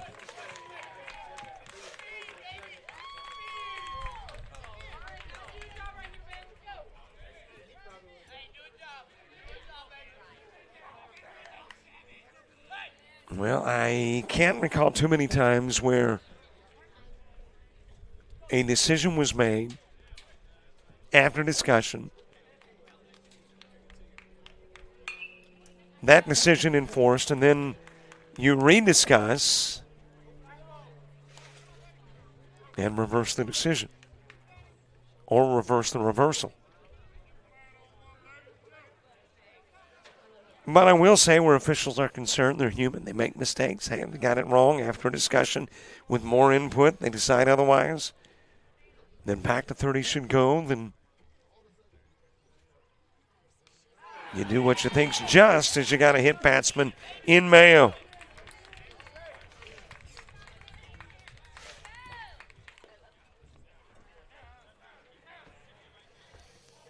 Couple of base runners on. Asher Hilburn coming to the plate.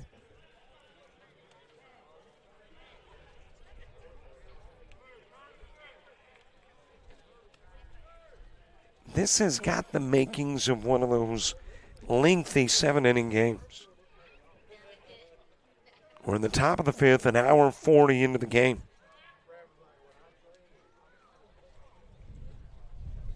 Asher Hilburn to the plate after the hit batsman Mayo.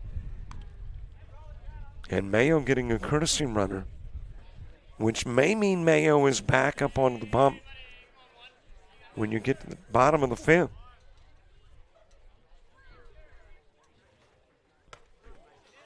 That's an inside pitch, and it looked like Hilburn tried to lay it down. An appeal made to the field ump, and he says no.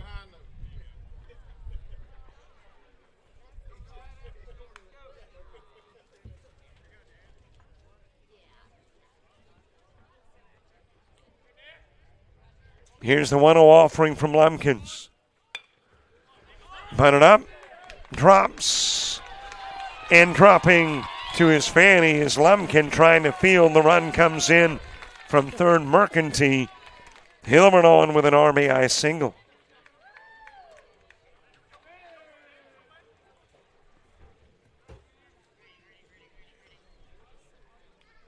And it's an 8-4 game with the top of the order, Jace Jones, coming to the plate. Jones with a couple of flyouts and a single. 1 for 3 in the game.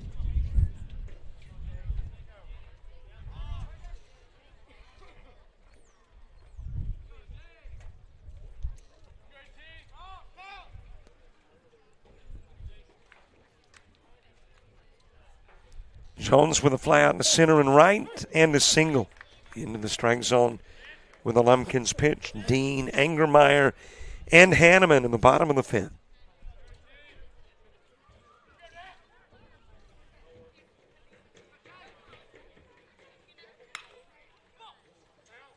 That is fouled off to the right side.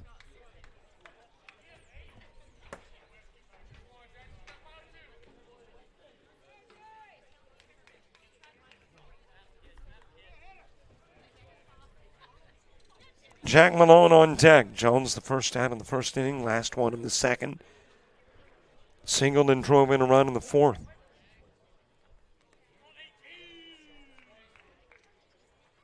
And a shot right back up the middle, past Lumpkins into center field. Here comes the runner from Mayo, and everybody else is safe. Jones with his second RBI single. And still a couple of runners on and a 5-run Bayshore lead.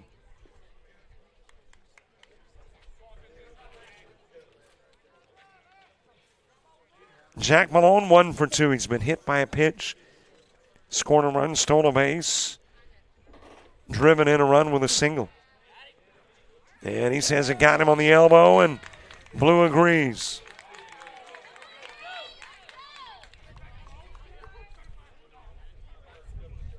And it's loaded for Nate Crooms.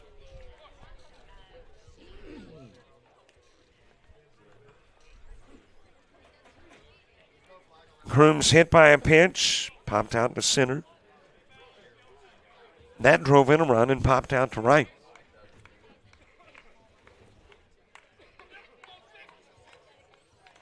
Corey Parker's on deck on the outside part of the plate to Crooms.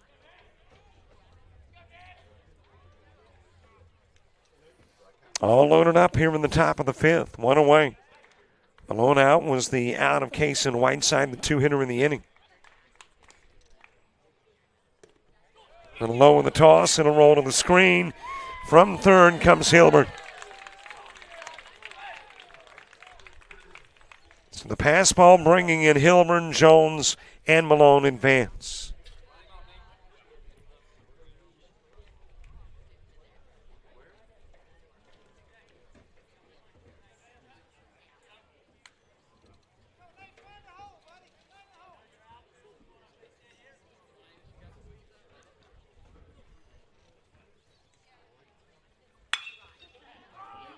That is lifted in the direction of left field, and I don't think that Jackson Blackman had any idea where the ball had gone to. He was out in left field going, okay, tell me, point, direct me. It'll drop, and in comes Jones and Malone.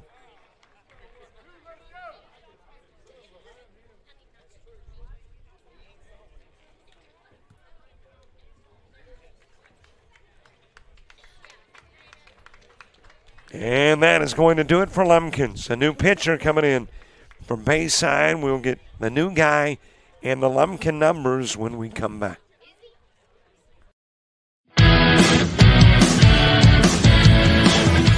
Frustrated. She's having trouble with her defensive player. Look at this sweet pass behind the back for 2 on the assist. And that one is hit on a rope to center field. Watch that one. And it is, oh, what a great diving catch by the center field. And in that game, it was basically a running back by committee. I mean, you had a lot of guys carrying the football. Is that the protocol for the upcoming season for the backfield of Jackson State? It's a really nice pitch to get the ground ball double play. Second one. 6-5 is your final. East Georgia advances to the championship game.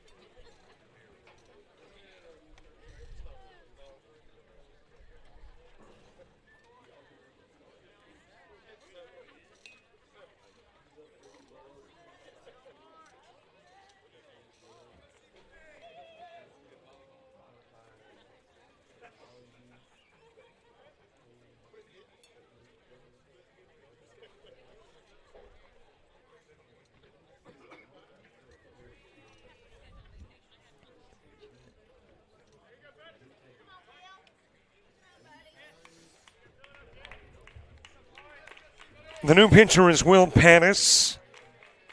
Danny Lumpkins working an inning and a third. He will face a total of 10, strike out 2, no walks. 4 hits given up, hit 2. And hands it over to Pattis. Pattis facing Corey Parker.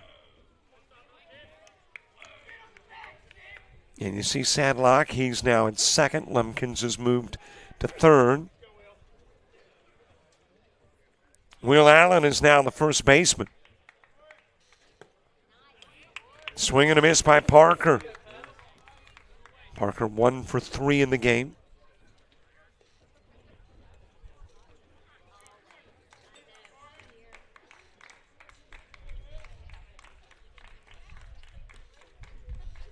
Two-1 offering. It is too far outside.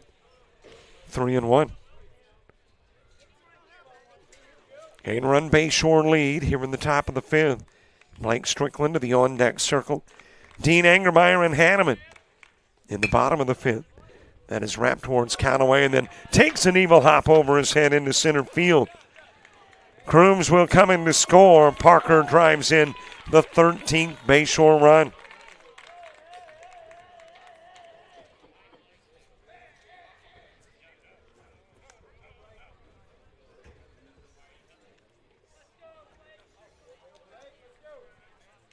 And with that, we can close the books on Lumpkins. Lumpkins will allow a total of 6 runs in 1 1/3, facing 10, 2 strikeouts, 4 hits, and a couple of hit batsmen. Blake Strickland 1 for 3.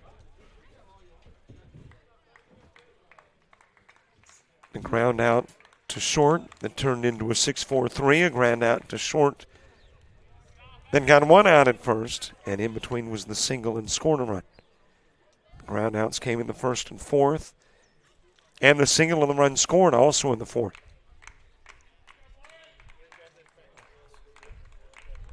Bayshore hit around in the 4th and are an at-bat away from hitting around in the 5th.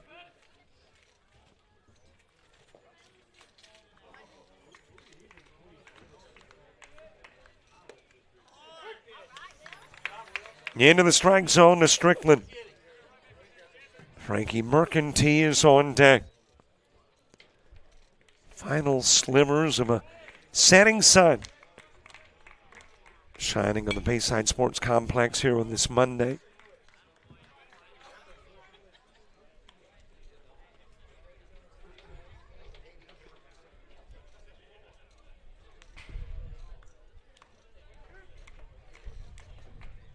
One-two pitch. It is ground off of Lumpkins at third, and everybody's safe. That'll be charged as an E5 that puts the runner Strickland on and Parker over to second.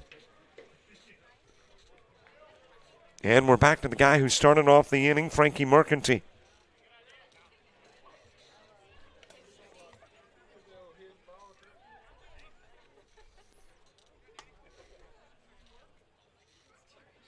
Mercantile's had a perfect day, 3 for 3, 2 runs scored.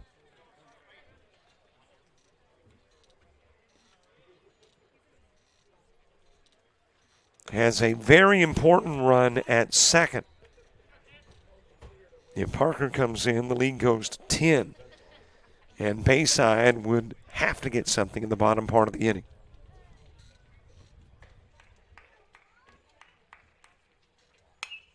That is sent back to the screen foul.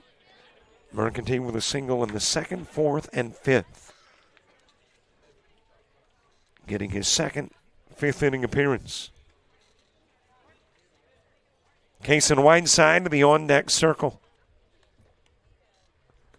Outside with a pitch, and runners will advance to third Parker, to second Strickland.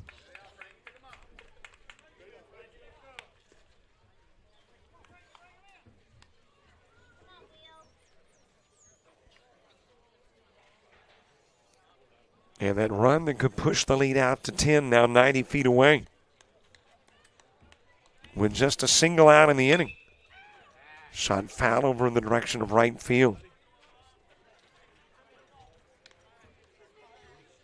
And Bayshore, which sent 10 to the plate in the 4th, has their 10th hitter at the plate in the 5th.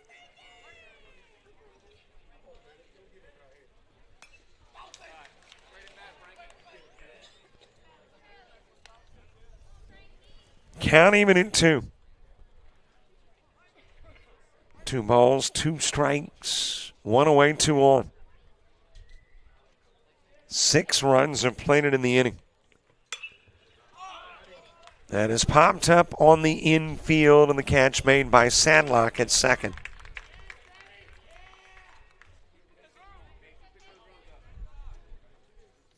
And for the first time in the game, Mercantile is an out.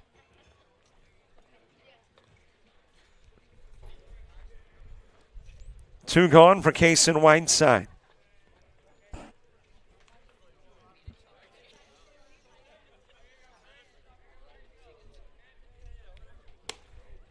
Outside with the Will Pettis offering.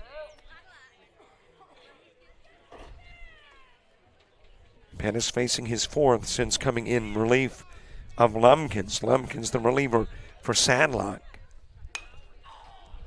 That is popped up. And it'll get out of play. Will Allen given a chase from first. McDaniel from behind the plate, but it will get out of play.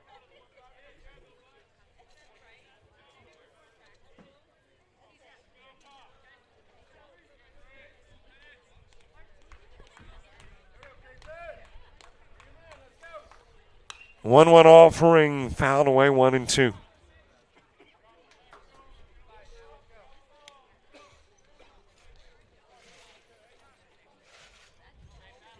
Whiteside ground into a 6-4, got hit by a pitch and struck out.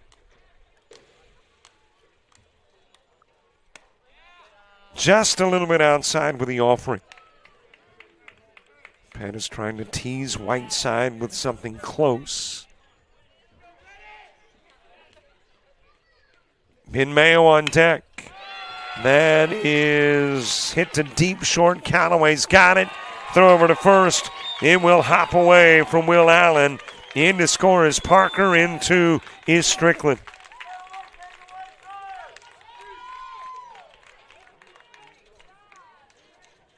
I am the unofficial scorekeeper. I'm scoring that as a base hit, RBI, and an E6.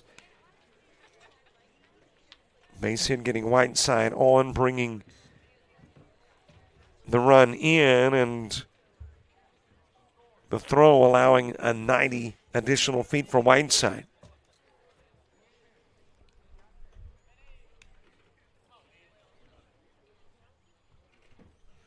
And actually a couple of RBIs. Well, just make it one. One RBI, the other run comes in on the error, as that is sent foul by Ben Mayo. And now if you're Bayside in the bottom of the fifth, you've got to get at least two at the moment to send the ball game to the sixth.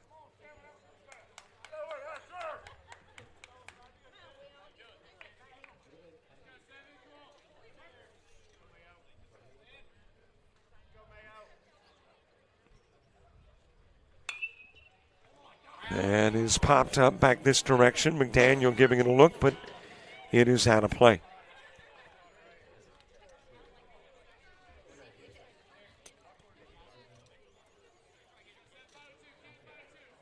Mayo has reached on an error twice and got hit by a pitch. 3 trips to first, all provided by the Admirals for Mayo.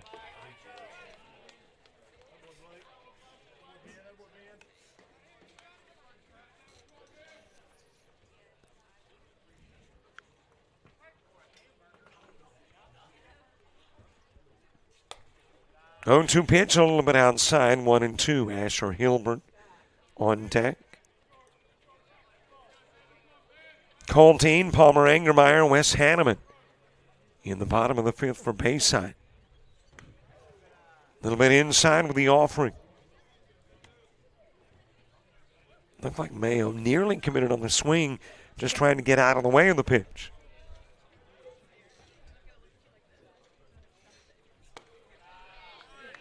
That didn't miss by much.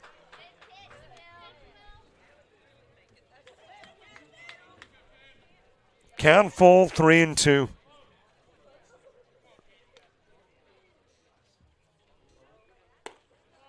And that's outside. Walk given to Mayo.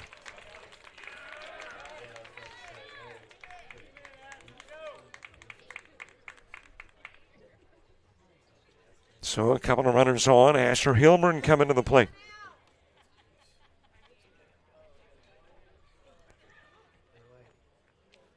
Hilburn, the 13th to come to the plate in the inning, as that one is sent foul.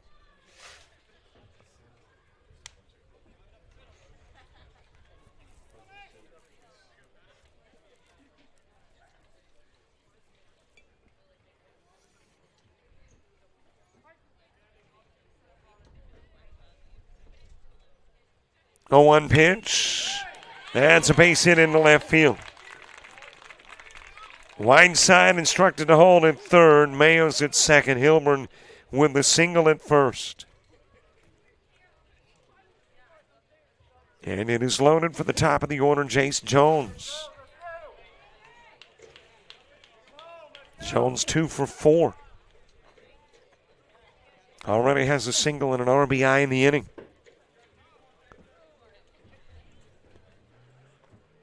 Bayside can ill afford for this hole to get deeper.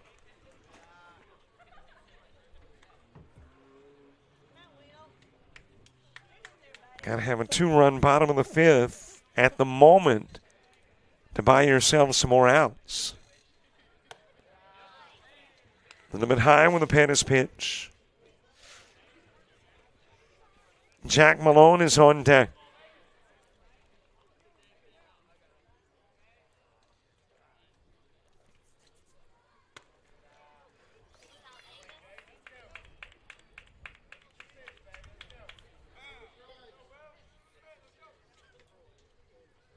Three balls, no strikes. I am assuming maybe some car lights creating an issue from the parking lot. Umpire stopping play. And I cannot see around the corner of the press box, but typically that's the issue.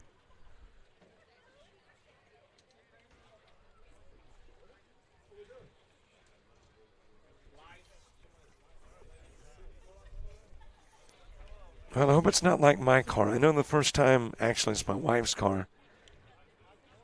It wasn't the lights, but it was, getting the vehicle in neutral.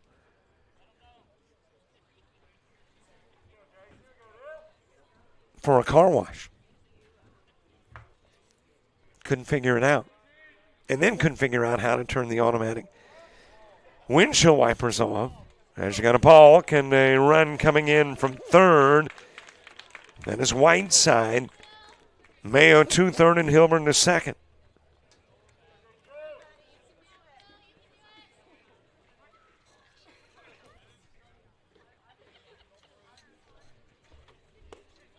So hopefully it was just an easy fix in turning the lights off. But these days, who knows?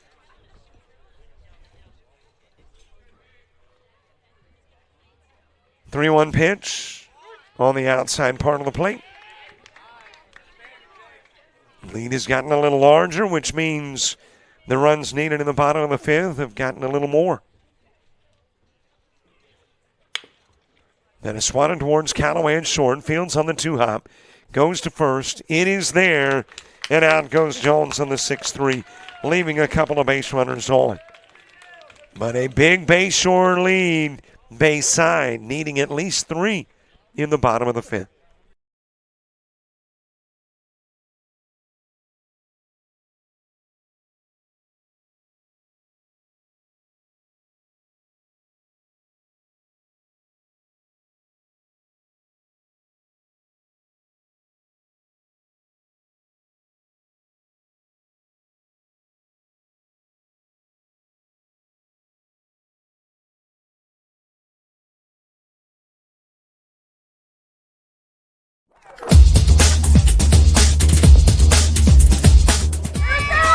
Just about all White Jones County. Diving catch at shortstop. Gross.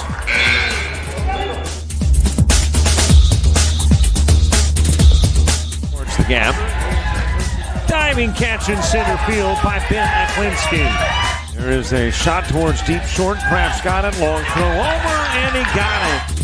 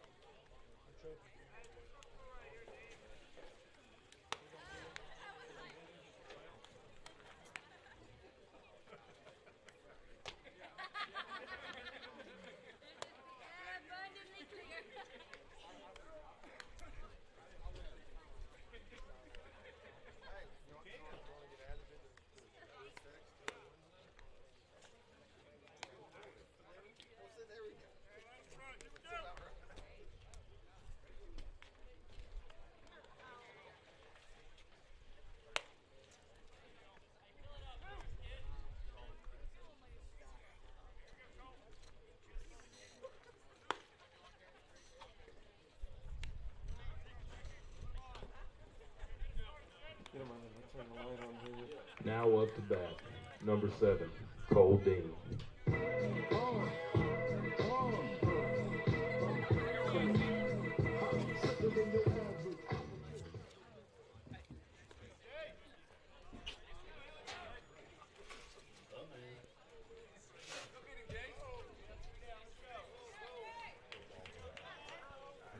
Bottom of the 5th, Bayside needing at least 3. Got a new pitcher on the hill. It is Jace Jones facing Cole Dean. Palmer Engermeyer and Wes Hanneman due up in the inning, too.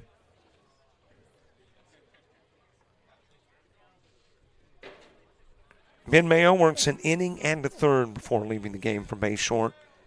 Faced 6, 1 strikeout, no walks, 1 hit, 1 run, and 2 hit batsmen. Low of the pitch to Cole Dean, who has popped out and walked.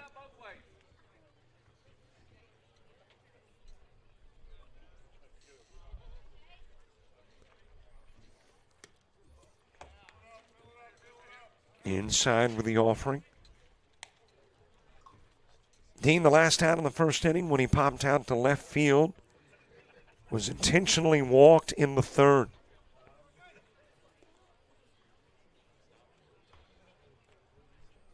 Jones pitch, and that'll get Dean.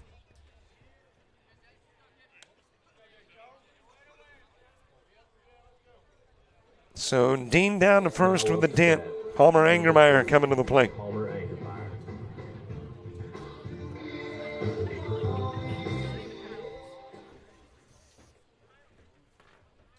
Bayside trying to get Dean Engermeyer and the guy on deck, Wes Hanneman, in at least.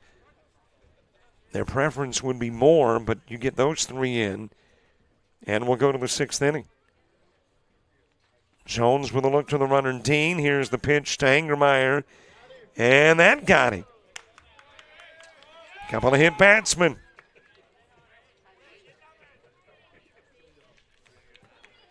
Now up to bat, number 8, Weston Hanneman. And that brings the runner to the plate that could extend the ball game. Wes Hanneman struck out and walked.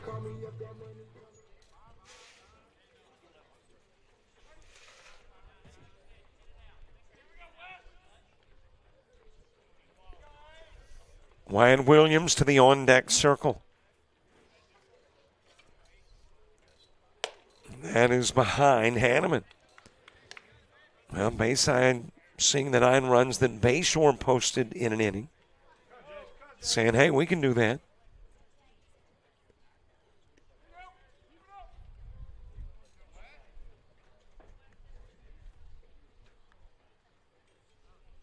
One 1-0 pitch to Hanneman. Outside 2-0.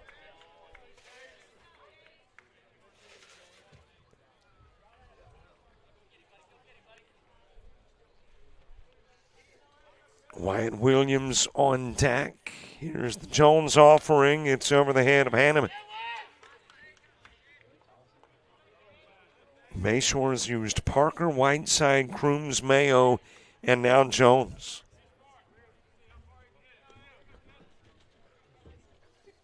And Jones running the count to 3-0 on Hanneman.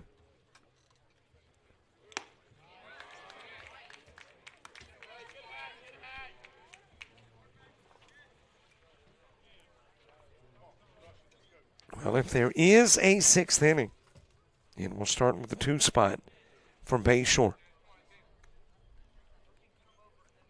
A little bit outside, and the walk is given. Base is loaded and nobody gone.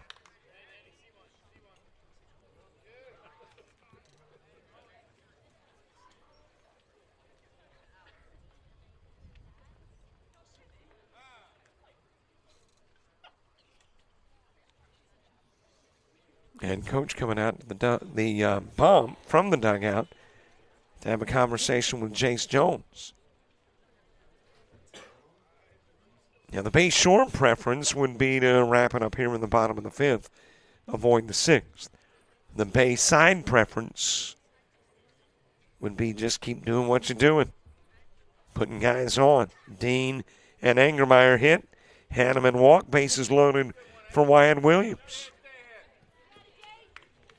And if you get the 3 on in, we go to the 6th. Now batting, number 33, Danny Lumpkin. And this is Danny Lumpkins batting in the spot where Wyatt Williams was previously. And Lumpkins is hit.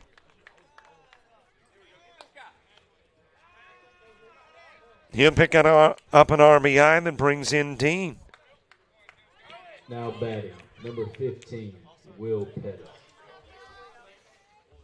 And now the game extending run is at second.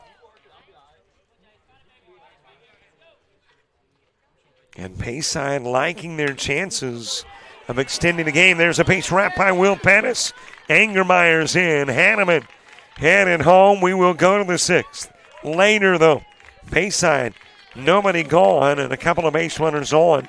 Played 3 runs quickly.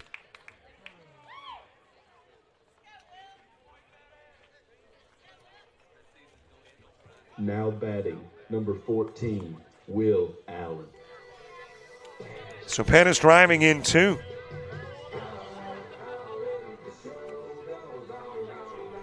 Lumpkins at second, Pettis at first, Will Allen coming to the plate. And we now know there will be a 6th inning. When 2, 3, and 4 will come to the plate for Bayshore. Malone, Crooms, and Parker.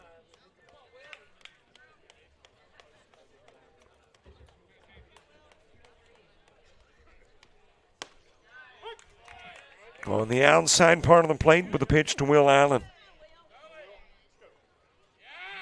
Allen walked, stole a base, and scored a run in the 3rd. Popped out to left field in the 4th. He'll be hit by the pitch.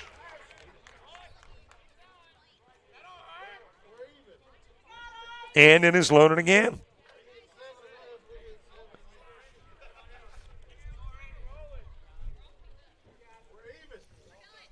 And here comes Coach, and that means there goes Jones. The new pitcher coming in. The new pitcher when we come back to Daphne.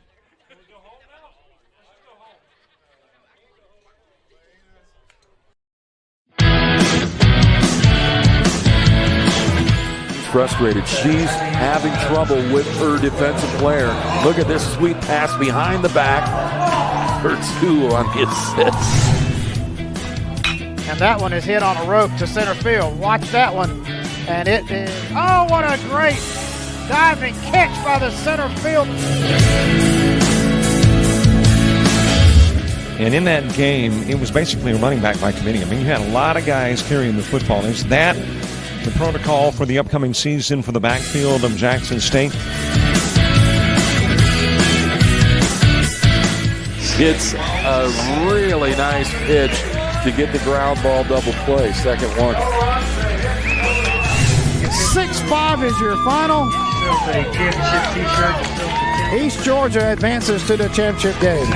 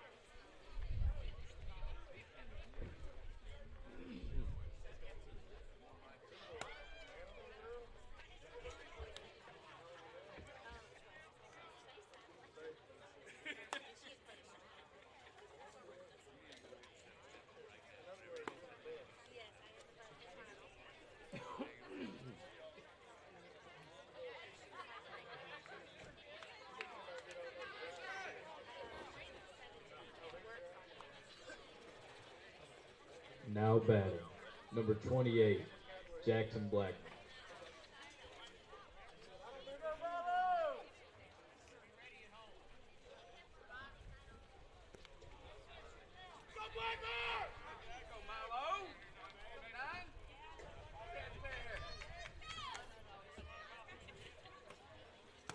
Bayside getting inside that magical 10. 9-run ball game and nobody gone with the bases loaded. A new pitcher, Milo Scott. Jace Jones facing 6. No strikeouts, 1 walk, 1 hit, 4 hit batsmen. And that one nearly hits Jackson Blackman. And he leaves and hands it over to Scott.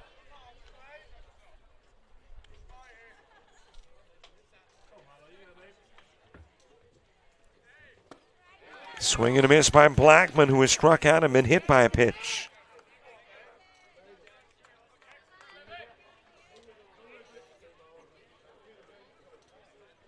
Bayside has 4 hits in the game and have been hit 6 times.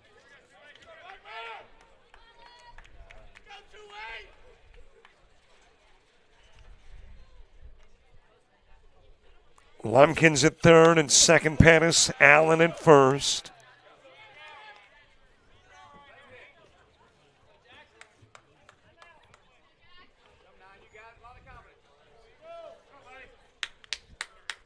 Top of the order, Nathan Sandlock to the on-deck circle.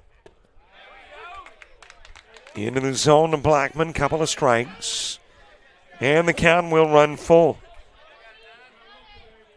Scott is the 6th Eagle pitcher used thus far tonight. Strike 3 on the outside part of the plate. So Scott comes in and faces 1, fans him. Now up to bat. And we go back to the top of the order with Nathan Sandlock to the plate.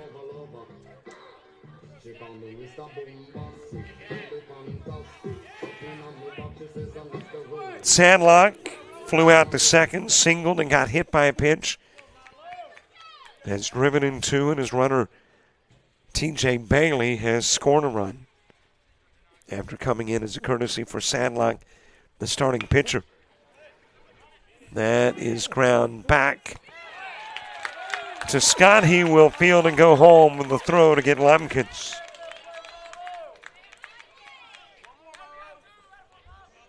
So Sandlock hits into the 1-2. Number 2, Jack Calloway. Base is still loaded, but now with 2 away.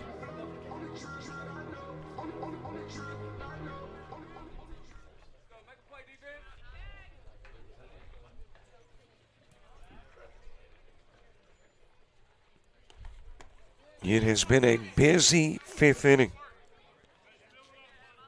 Bayshore sent a total of 14 to the plate.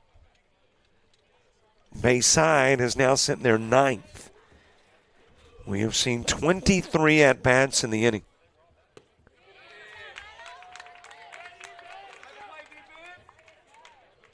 Callaway 1 for 3. A ground out to third, a ground out to the pitcher, a single, and an RBI.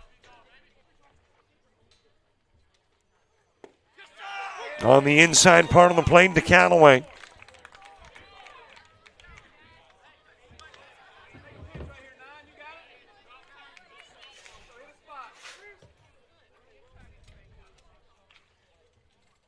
Here's the 1-2 offering. Callaway awaits. It's high.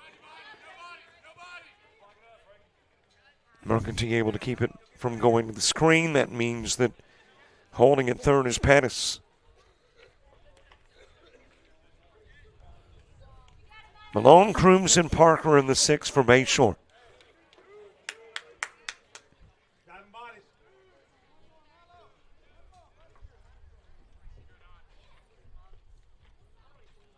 Two offering.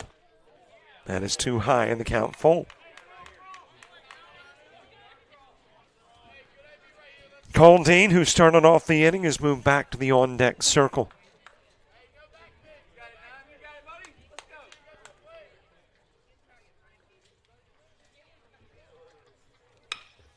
That is popped up center field. Hilburn's there. He'll catch it. Callaway will go down on the bases left loaded, but Bayside has done what they had to do to bring the game to the sixth.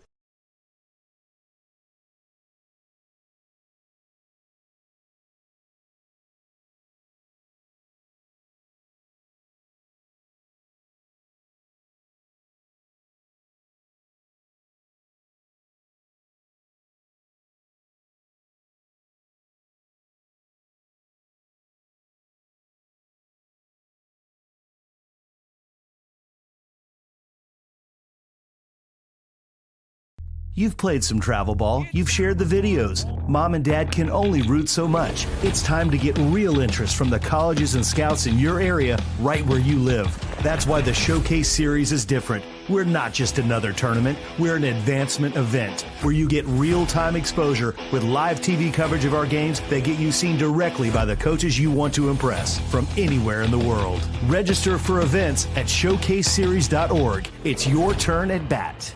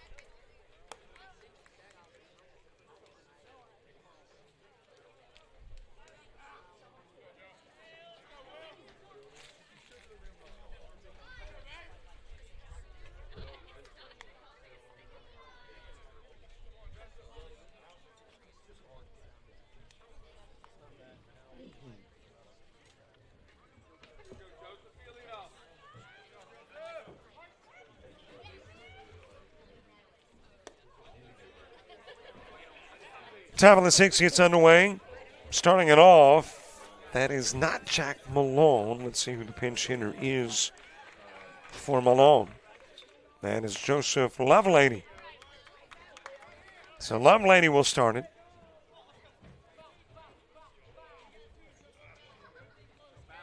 Here in the top of the sixth. Will Pettis on the hill, Sadlock to start. Lumpkins came in, now Pettis.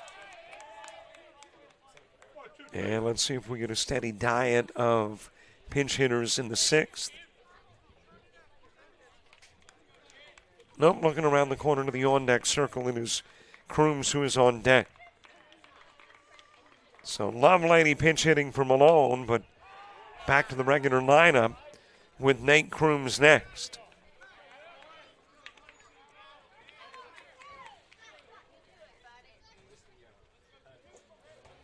Well, thanks again to David Kane, Cunningham Bounds, for the opportunity to bring you a number of Bayside games again this year, as that one has popped up out of play.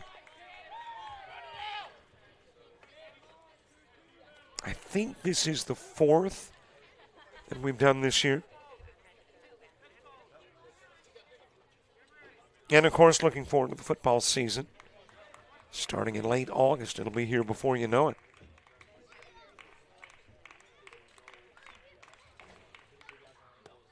A little bit outside with a pitch to Lovelady.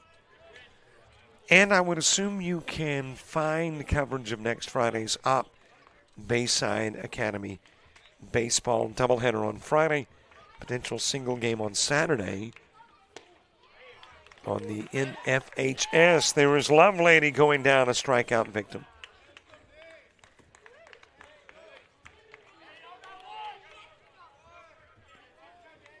One out for Nate Crooms.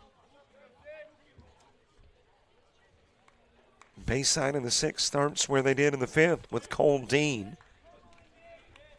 Palmer Angermeyer and Wes Hanneman due up in the inning too.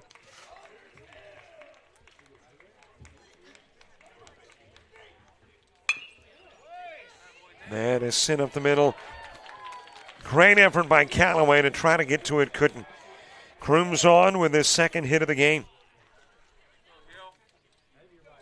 And it is the 14th for Bayshore.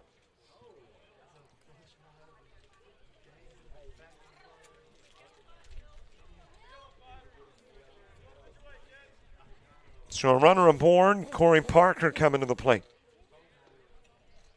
Parker 2 for 4, a couple of RBIs.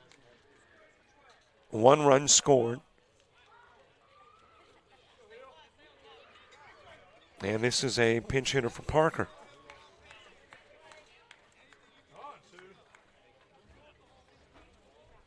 Hill Sims coming to the plate.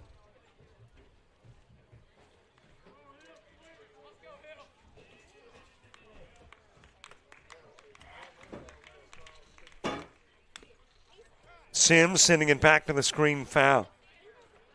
So Parker goes 2 for 4. Sims comes in to pinch hit.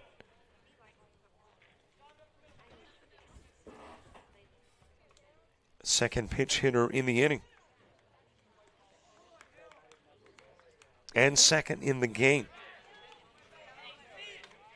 Bayshore has not gone to their bench to hit until now. Lovelady to lead it off. Sims now for Parker.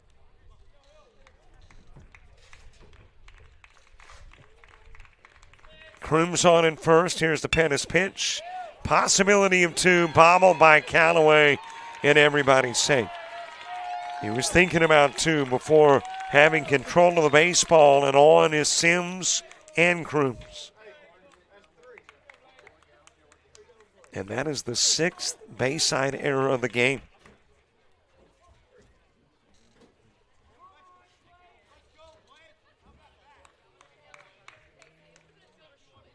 Couple of runners aboard for Blake Strickland. Strickland 1 for 4 has hit into a double play. Ground out to short, reached on an error and single. Scoring twice.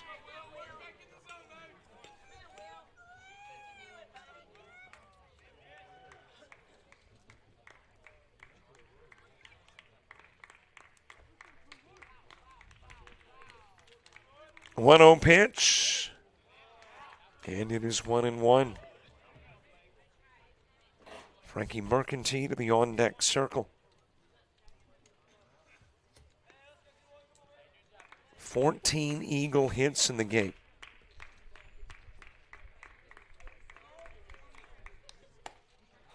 And a couple of strikes now on Strickland.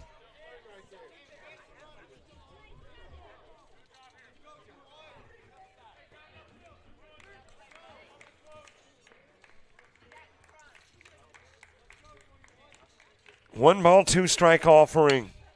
And a shot in the direction of left field. Good jump on it, though. Able to go over and get it is Jackson Blackman. And Strickland with a fly out, leaving Crooms and Sims, at least at the moment, at second and first.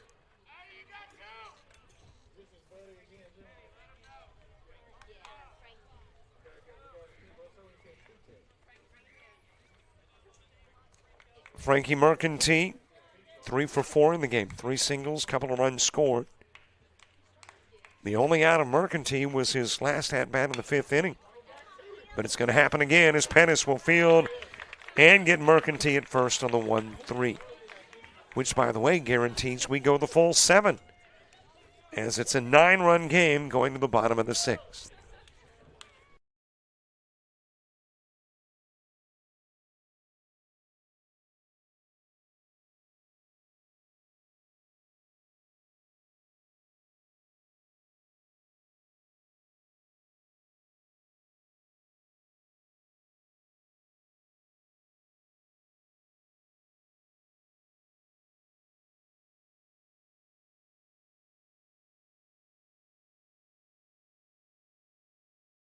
University of Alabama Online, where legends log in. A tradition of excellence. Choose from over 100 affordable degree and certificate programs that fit your budget and schedule. Earn the same degree as you would on campus, with the same affordable tuition rate for every state. UA Online. Advance your career and change your life. Get started today at online.ua.edu.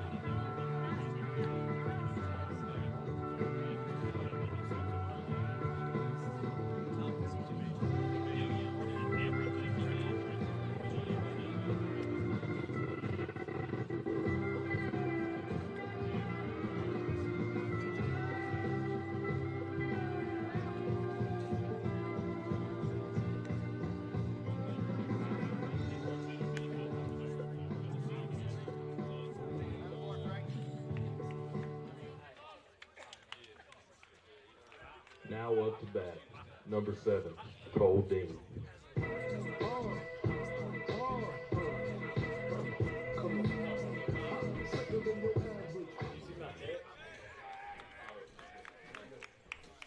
Thank you to Cunningham Bounds for making our coverage possible tonight. David, Kane, and all the attorneys there. We appreciate it very much as we head to the bottom of the 6th.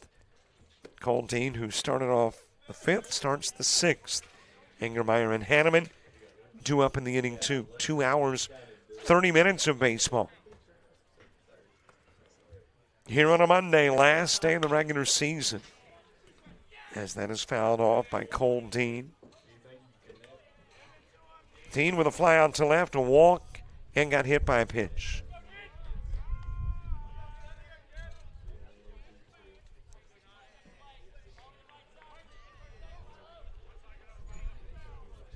A 1-1 offering to Dean. 7th inning for Bayshore.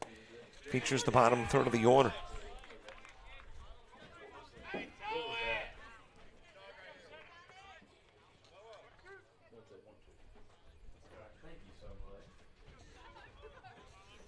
Nine-run Bayshore lead. Bayside trying to battle back in the 6th and 7th. Outside with the offering to Dean. On a day in which seniors were recognized. 5 seniors on the roster of Bayside.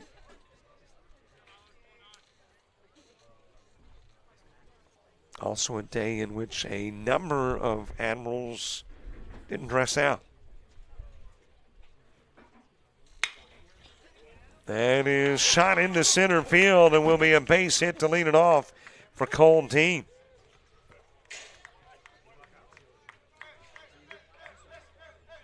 Base runner on for Palmer Engermeyer.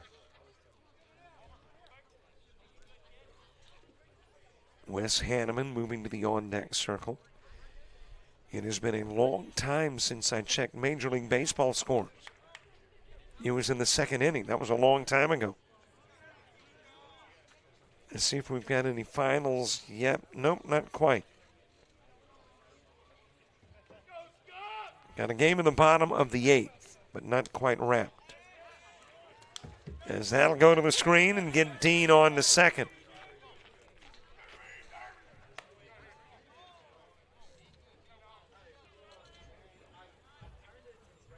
Pirates bottom of the 8th, 5-3 over the Nationals. Bottom of the 7th, Giants 8-4 over the Phillies.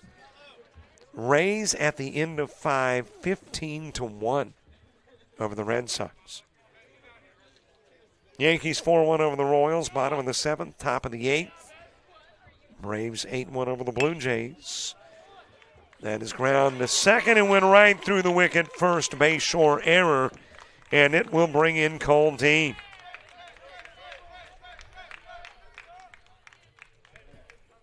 So a run in and a runner on. And Wes Hanneman coming to the plate. Now up to bat, Number 8, Weston Hanneman. Tigers 9-zip over the Brewers, top of the 5th. Also in the top of the 5th, Mets lead the Twins 1-zip. Cards 4-0 over the Astros at the end of 4. So there are your major league scores.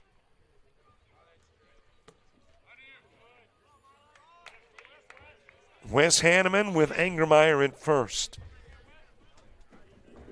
Dean in, and now a 16-8 ball game. Milo Scott, who came into the ball game in the 5th and finished off the inning, facing a total of 3 and getting 2 outs in those 3 at-bats. On the bump here in the bottom of the 6th.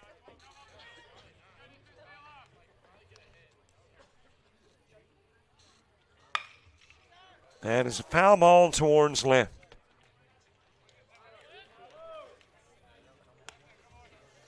Hanneman struck out looking and walked twice. Walked in the 3rd and 5th. After walking in the 5th, came in and scored a run.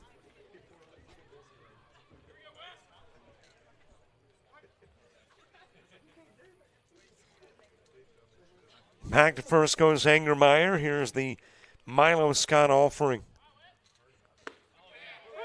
Into the strike zone with the pitch, 1-2. Danny Lumpkins on deck. Whiteside, Mayo, and Hilburn when you get to the top of the 7th for Bayshore. Over the head of Hanneman.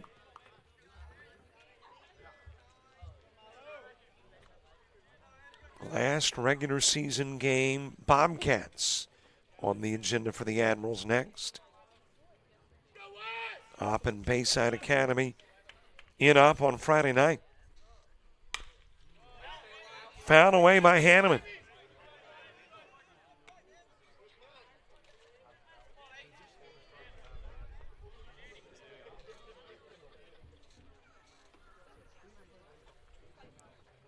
Two offering to Hanneman with a base runner on, nobody out, bottom of the 6th. At one point that lead 12, it's now 8 as that is rocketed foul over towards left field. And still plenty of time for Bayside Academy to get back into the game.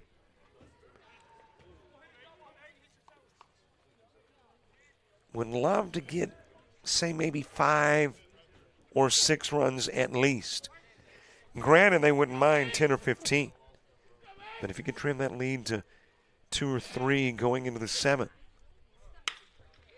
That is a high fly ball in the direction of center field. Backtracking Hilburn. It will go off the wall and ricochet. Angermeyer given the green light to go home. Throw going to 3rd. Tagged out is Hanneman. 1 and a triple. We'll have to settle for a double. Tagged out at 3rd, but a run's in.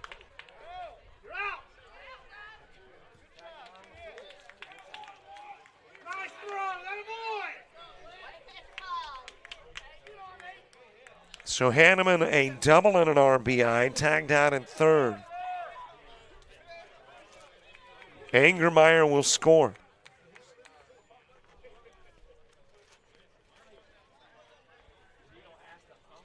And the officials discussing. It did from this vantage point, as much as I hate to admit it. Looked like the strong Hilburn throw got him at 3rd, but let's see if one official saw something different than the other. And they will indeed call him out at 3rd. Danny Lumpkins.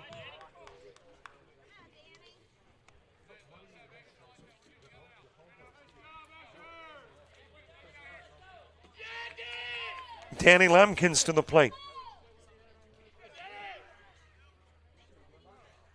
Lumpkins came into the ball game in the 5th to hit for Wyatt Williams and got hit with the bases loaded, picked up an RBI as a result. Outside with the pitch to Williams, Will Pettis on deck.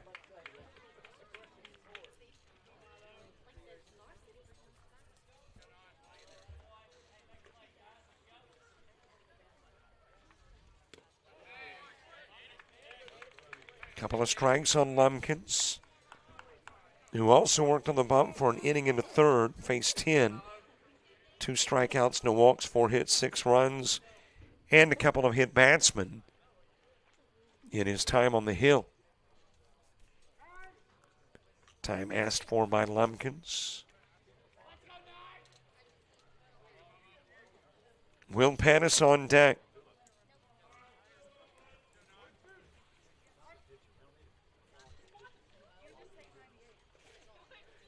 Here's the 1-2 pitch to Lumpkins. That is hit well towards left field. Over to try to get it. Parker and cannot. In will drop. Williams holding at first with a long single. I'll make that Lumpkins. And that'll be the 3rd hit of the inning, the 7th one of the ball game for Bayside.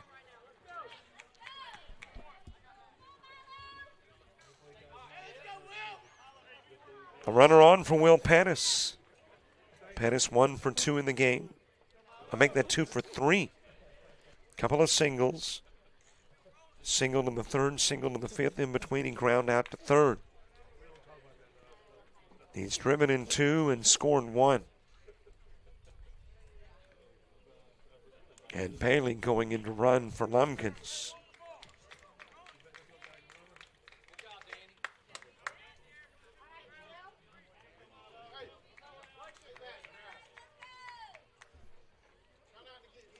So T.J. Bailey will run.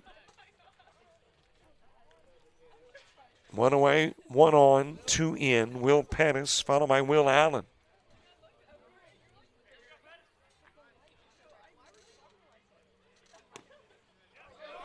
Pitch rolls to the screen. Bailey rolls to second.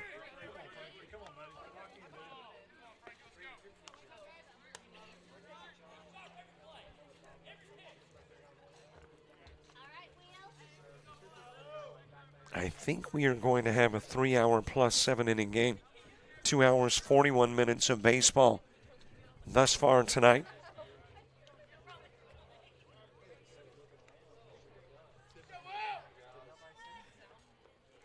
1-0 pitch to Pettis. Fouled away.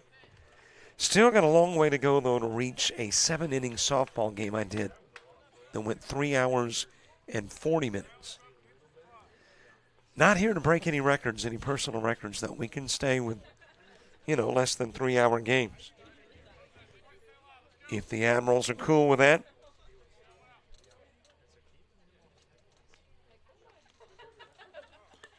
That'll go to the screen. Off to third goes Bailey. Now 90 feet away, takes the big turn at third, thinking about home. But we'll go back to the bag, representing the potential 10th run of the game for Bayside. And the opportunity to slice that lead to 6. Mercantile going out at the bump to have a conversation with Milo Scott. Scott, the 6th pitcher used by Bayshore. Corey Parker, Kason Whiteside, Nate Crooms, Ben Mayo, Jace Jones, and Milo Scott have all been on the hill for the Eagles.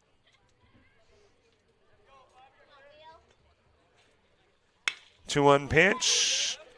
It is scooped up at short by Whiteside, goes to first, gets the out, but it's a productive out, bringing in Bailey and becoming Pettis' 3rd RBI of the game.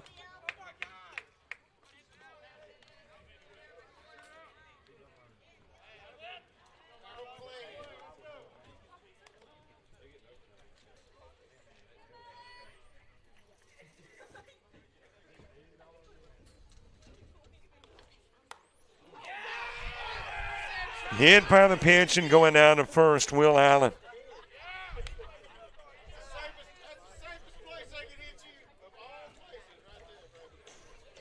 That is the 7th Admiral hit by a pitch.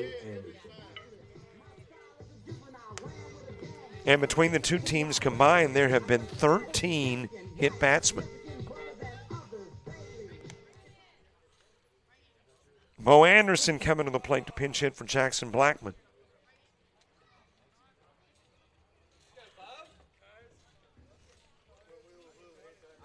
And I think with Anderson entering the game, Bayside has now used up everybody that's on the roster.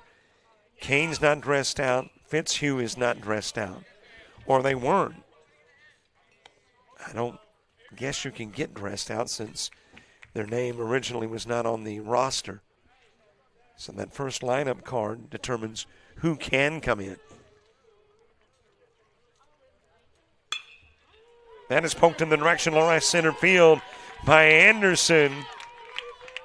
And a couple of runners on as we head back to the top of the order. Now up to bat, number 22, Nathan Sadlock. Nathan Sadlock to the plate. Had a clutch hit in the third inning. Down by 2, Bayside tied it up at 2 when Nathan Sadlock drove in Pettis and Allen.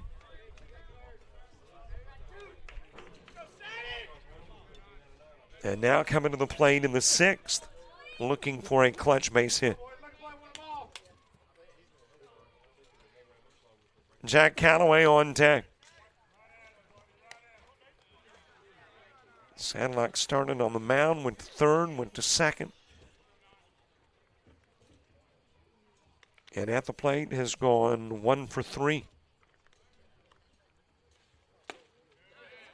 Moving outside with a pitch to Sadlock.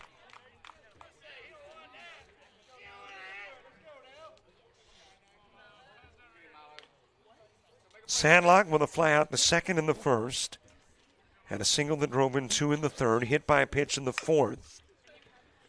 As that one is ground to third, it is scooped up on the short hop by Mayo.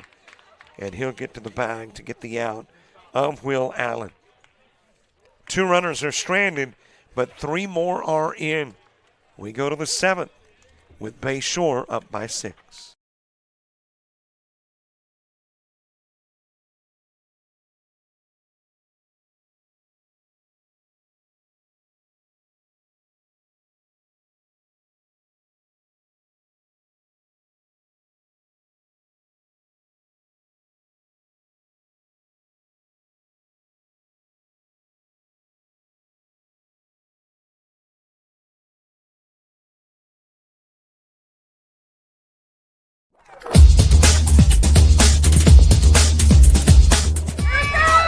Just about all White Jones County. Diving catch at shortstop.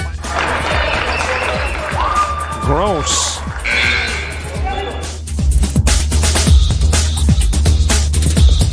Towards the gap. Diving catch in center field by Ben Aklinski. There is a shot towards deep short. Kraft's got it. Long throw over, and he got it.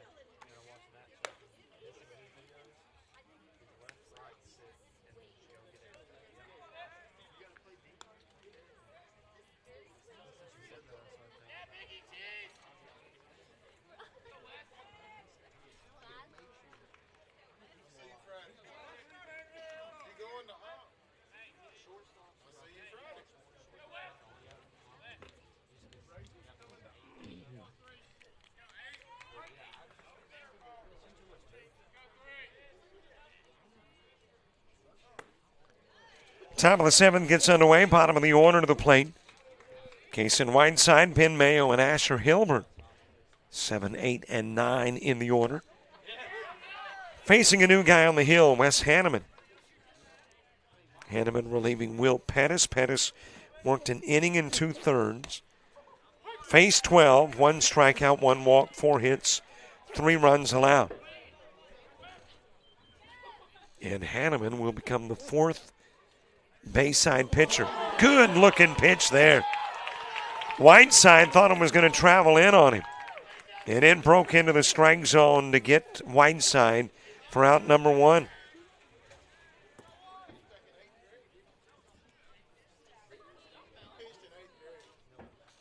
Ben Mayo next.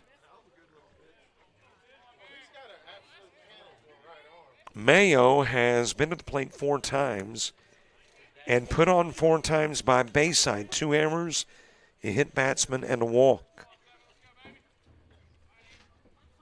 And has scored a couple of runs. Outside with a Hanneman pitch. 7th inning for Bayside has Callaway, Dean, and Angermeyer all coming to the plate.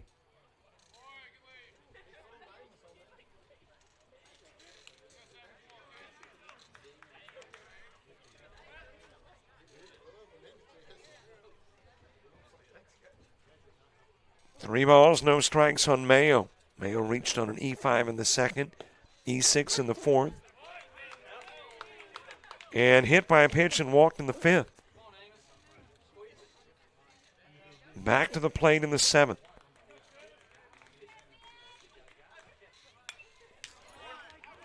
That is fouled back to the screen.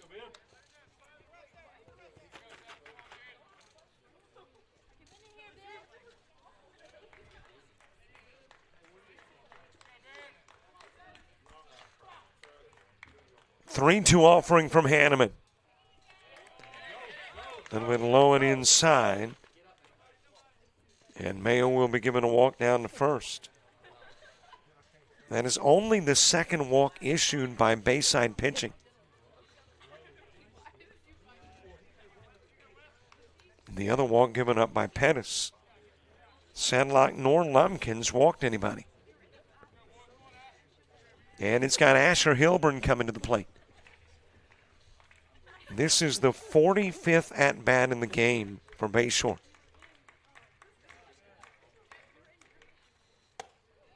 Everybody has been to the plate 5 times. Bottom of the order, Asher Hilburn, followed by Jace Jones.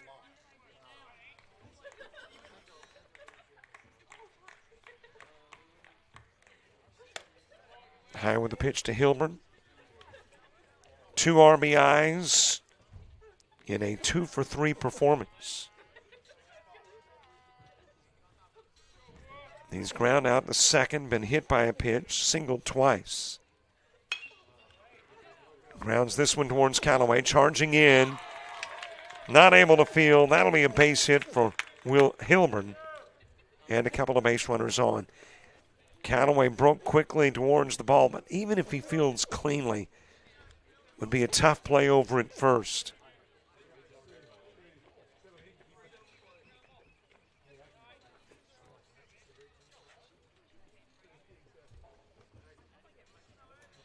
So a couple of runners on. We're back at the top of the order. Jace Jones to the plate.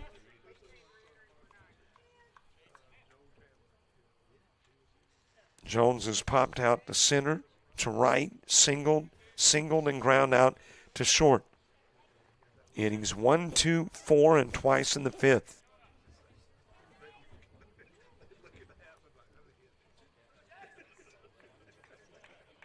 Jack Malone to the on-deck circle. That is popped up out of play. Nothing in 1 on Jones.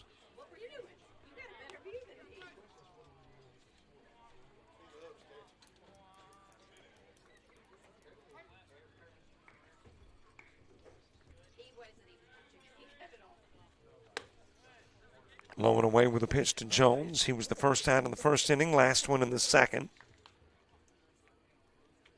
And a single and drove in a run in the 4th.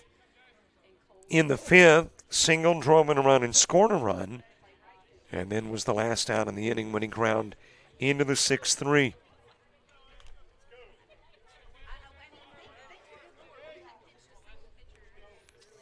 A lot of numbers in this game. 26 runs plating. 10 pitchers used. Inside with a pitch.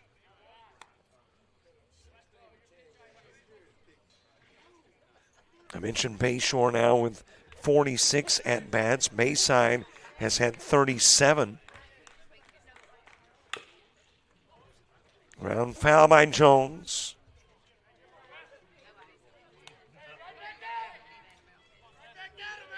The two teams combining for 22 hits. Have left on a combined 17.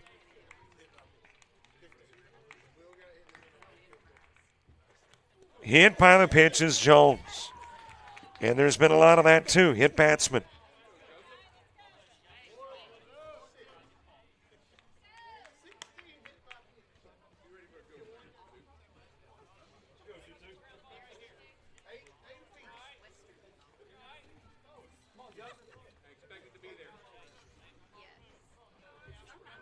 All loaded up with one away for Jack Malone, or actually this is Lovelady. Lovelady came into the game for Malone in the 6th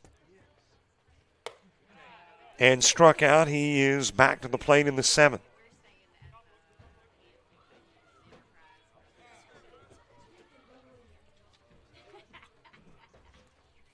And now Hanneman getting a visit.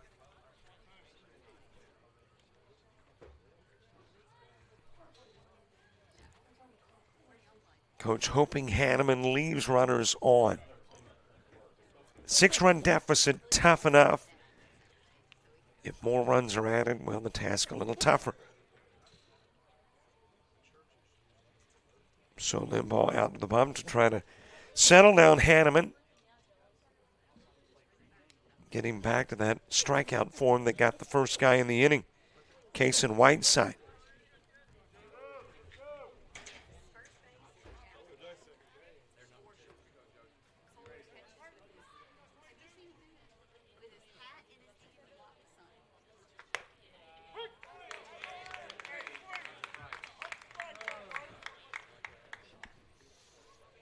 Count even in one on Lovelady. Lovelady the first out last inning with a strikeout, which was the lone Will Pettis strikeout.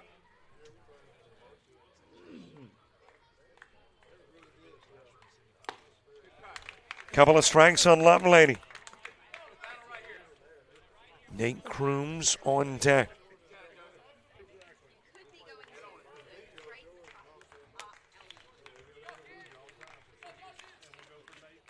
2-2 offering. Back to the screen foul.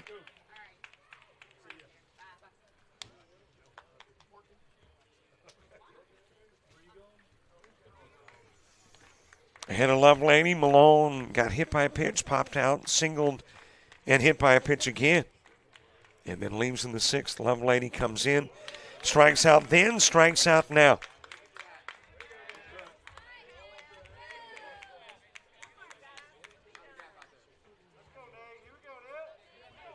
And there's 2 gone for Nate Crooms.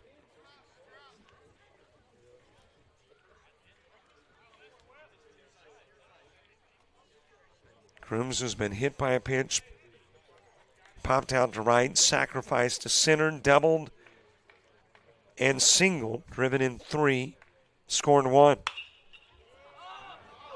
This is popped up on the infield, and over from first to make the catch is Will Allen. Bases left loaded as we head to the bottom of the 7th, with the Admirals needing 7.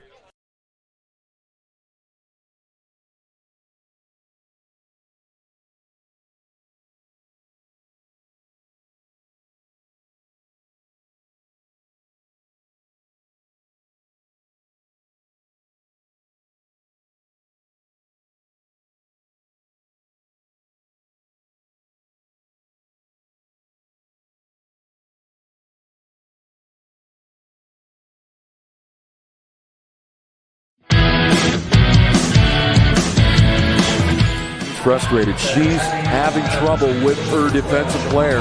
Look at this sweet pass behind the back for 2 on the assist. And that one is hit on a rope to center field. Watch that one. And it is, oh, what a great diving catch by the center field. And in that game, it was basically a running back by committee. I mean, you had a lot of guys carrying the football. Is that the protocol for the upcoming season for the backfield of Jackson State? It's a really nice pitch to get the ground ball double play. Second one. 6-5 is your final. East Georgia advances to the championship game.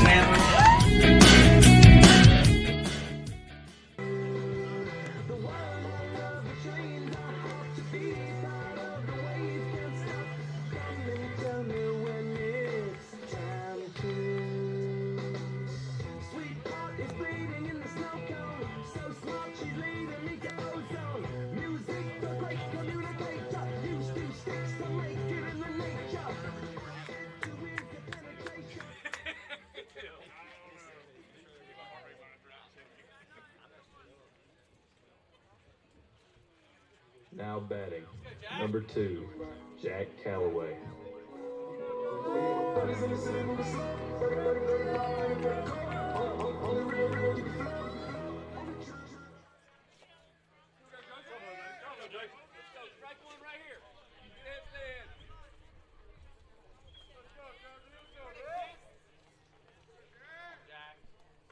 We get the bottom of the 7th underway. Jack Calloway will start it. And the 7th pitcher of the game on the hill, Joseph Lovelady. Milo Scott will work 2 innings, face 11. 1 strikeout, no walks. As you got a swing and a miss by Calloway.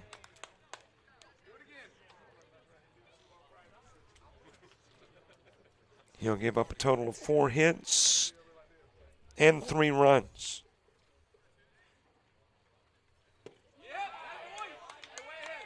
And he will hit 1.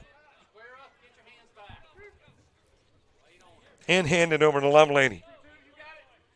Lovelady facing Calloway, Dean, and Angermeyer. Foul back to the screen.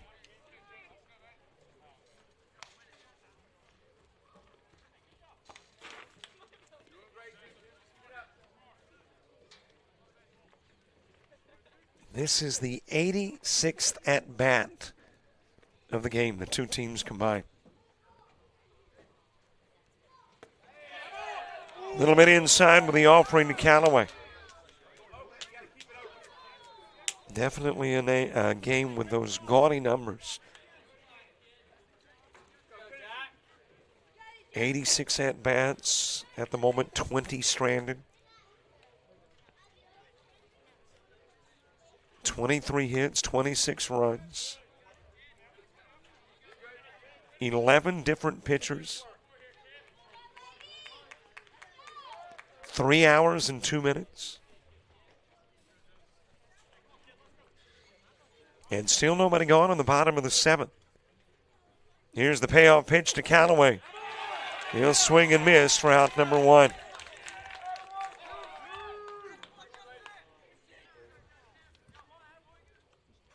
Now up to bat, number 7, Cole Dean. 1 out for Cole Dean. Palmer Angermeyer to the on-deck circle.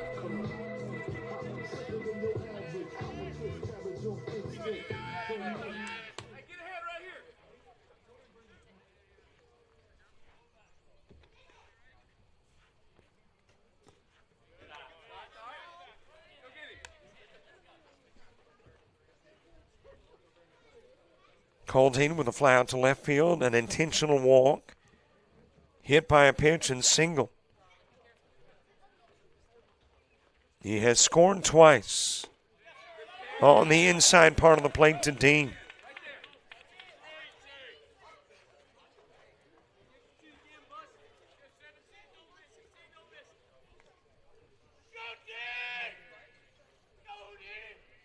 Here's the 1-1 pitch from Lovelady. Up against the screen, foul. Regular season finale. More baseball from Bayside, though. Headed to Opp on Friday for a doubleheader. And if there's no sweep on Friday, a game Saturday in Opp as well.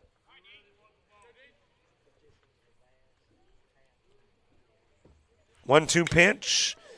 That is shot in the direction of left field. And there for the catch is Corey Parker.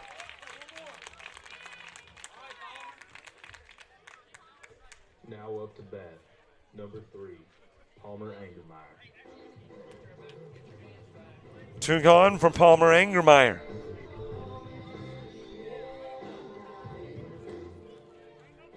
Angermeyer with a fly out to left, a walk, hit by a pitch, reached on an error. Just about everybody's been hit by a pitch.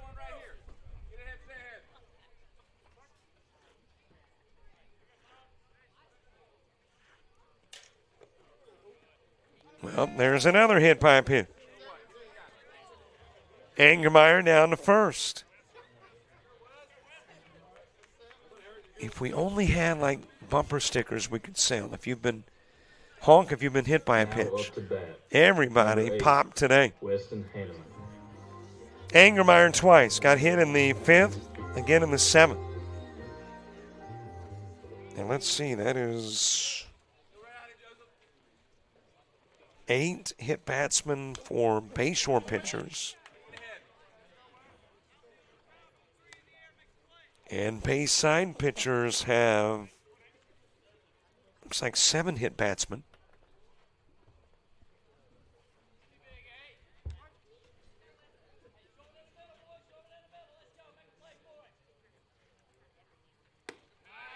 A little bit outside with a pitch to Wes Hanneman. Hanneman started the game in right field, came to the mound in the 7th. He has struck out, walked twice, and doubled. Scored a run and driven in a run. He will float that one foul over towards the batting cages and out of play. Danny Lumpkins on deck. And actually, that looks like it is T.J. Bailey who was moved to the on-deck circle. So Bailey, who's been used a couple of times as a runner, is on deck to hit if Hanneman gets aboard.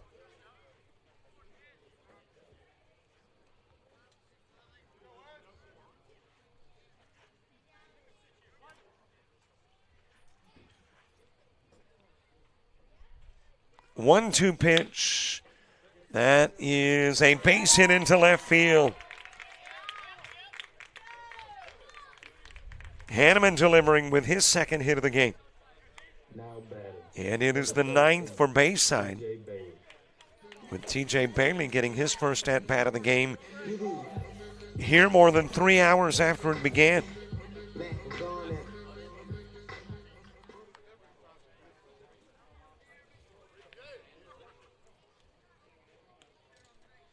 Will Pettis moving to the on-deck circle. Hit number 9 in the game for Bayside. Couple of base runners aboard with 2 gone. Bayside trying to rally with 2 outs.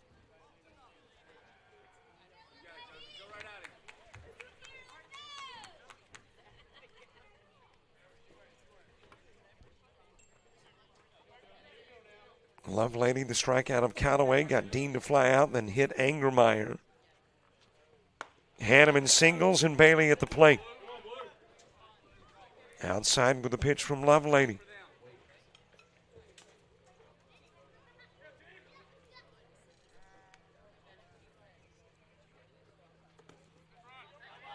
Able to keep it in front of him, Mercantile, and that will force Angermeyer to hold at second, which means Hanneman will have to stay put at first.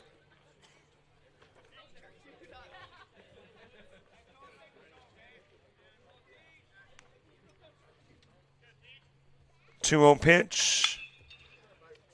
That is knocked down at third, and everybody's safe. Error charge to Ben Mayo.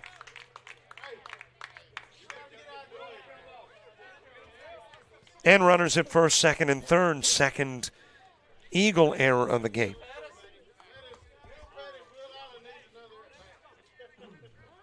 And Will Pettis coming to the plate.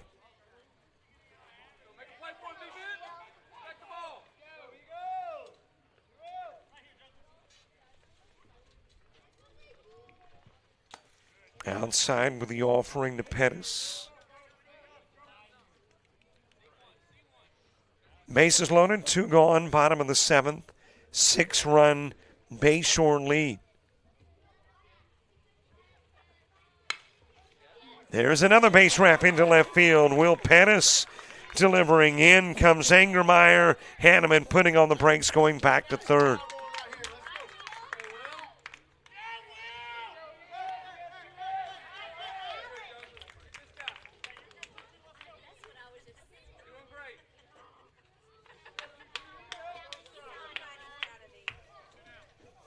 A 5-run Bayshore lead. Will Allen has walked, been hit by a pitch twice. Pops this one up. Left side, and backing up to make the catch is shortstop Kason Whiteside. And that will be your ball game. 3 hours and 10 minutes after it started, it ends. And in this Battle of the Bays, it is Bayshore knocking off Bayside by a 16-11 final. Looking at your numbers for Bayside. Total of 10 hits, 6 errors. They will strand 12. Got 3 runs in the 3rd, a run in the 4th, 3 runs each in the 5th and 6th. And the remainder of the runs here in the 7th. Bayshore, 15 hits, 2 errors, leaving 11 on. Got a run in the 1st and 2nd, 5 in the 4th, 9 in the 5th. And there's your final score, 16-11. Thanks again to Bayside Academy for the opportunity to bring you a number of Bayside games over the course of the year. Good luck to the Admirals taking on the Bobcats Friday in Up. Our next coverage on Wednesday, softball, Snead State and Coastal South, and Wallace Dothan and Coastal North. Be sure to subscribe to our YouTube channel. Follow us on Facebook, Twitter, Instagram, TikTok, and Threads. And we'll see you on Wednesday. For all the folks with Bayside and JockJive, I'm Robert Williamson. So long, everybody.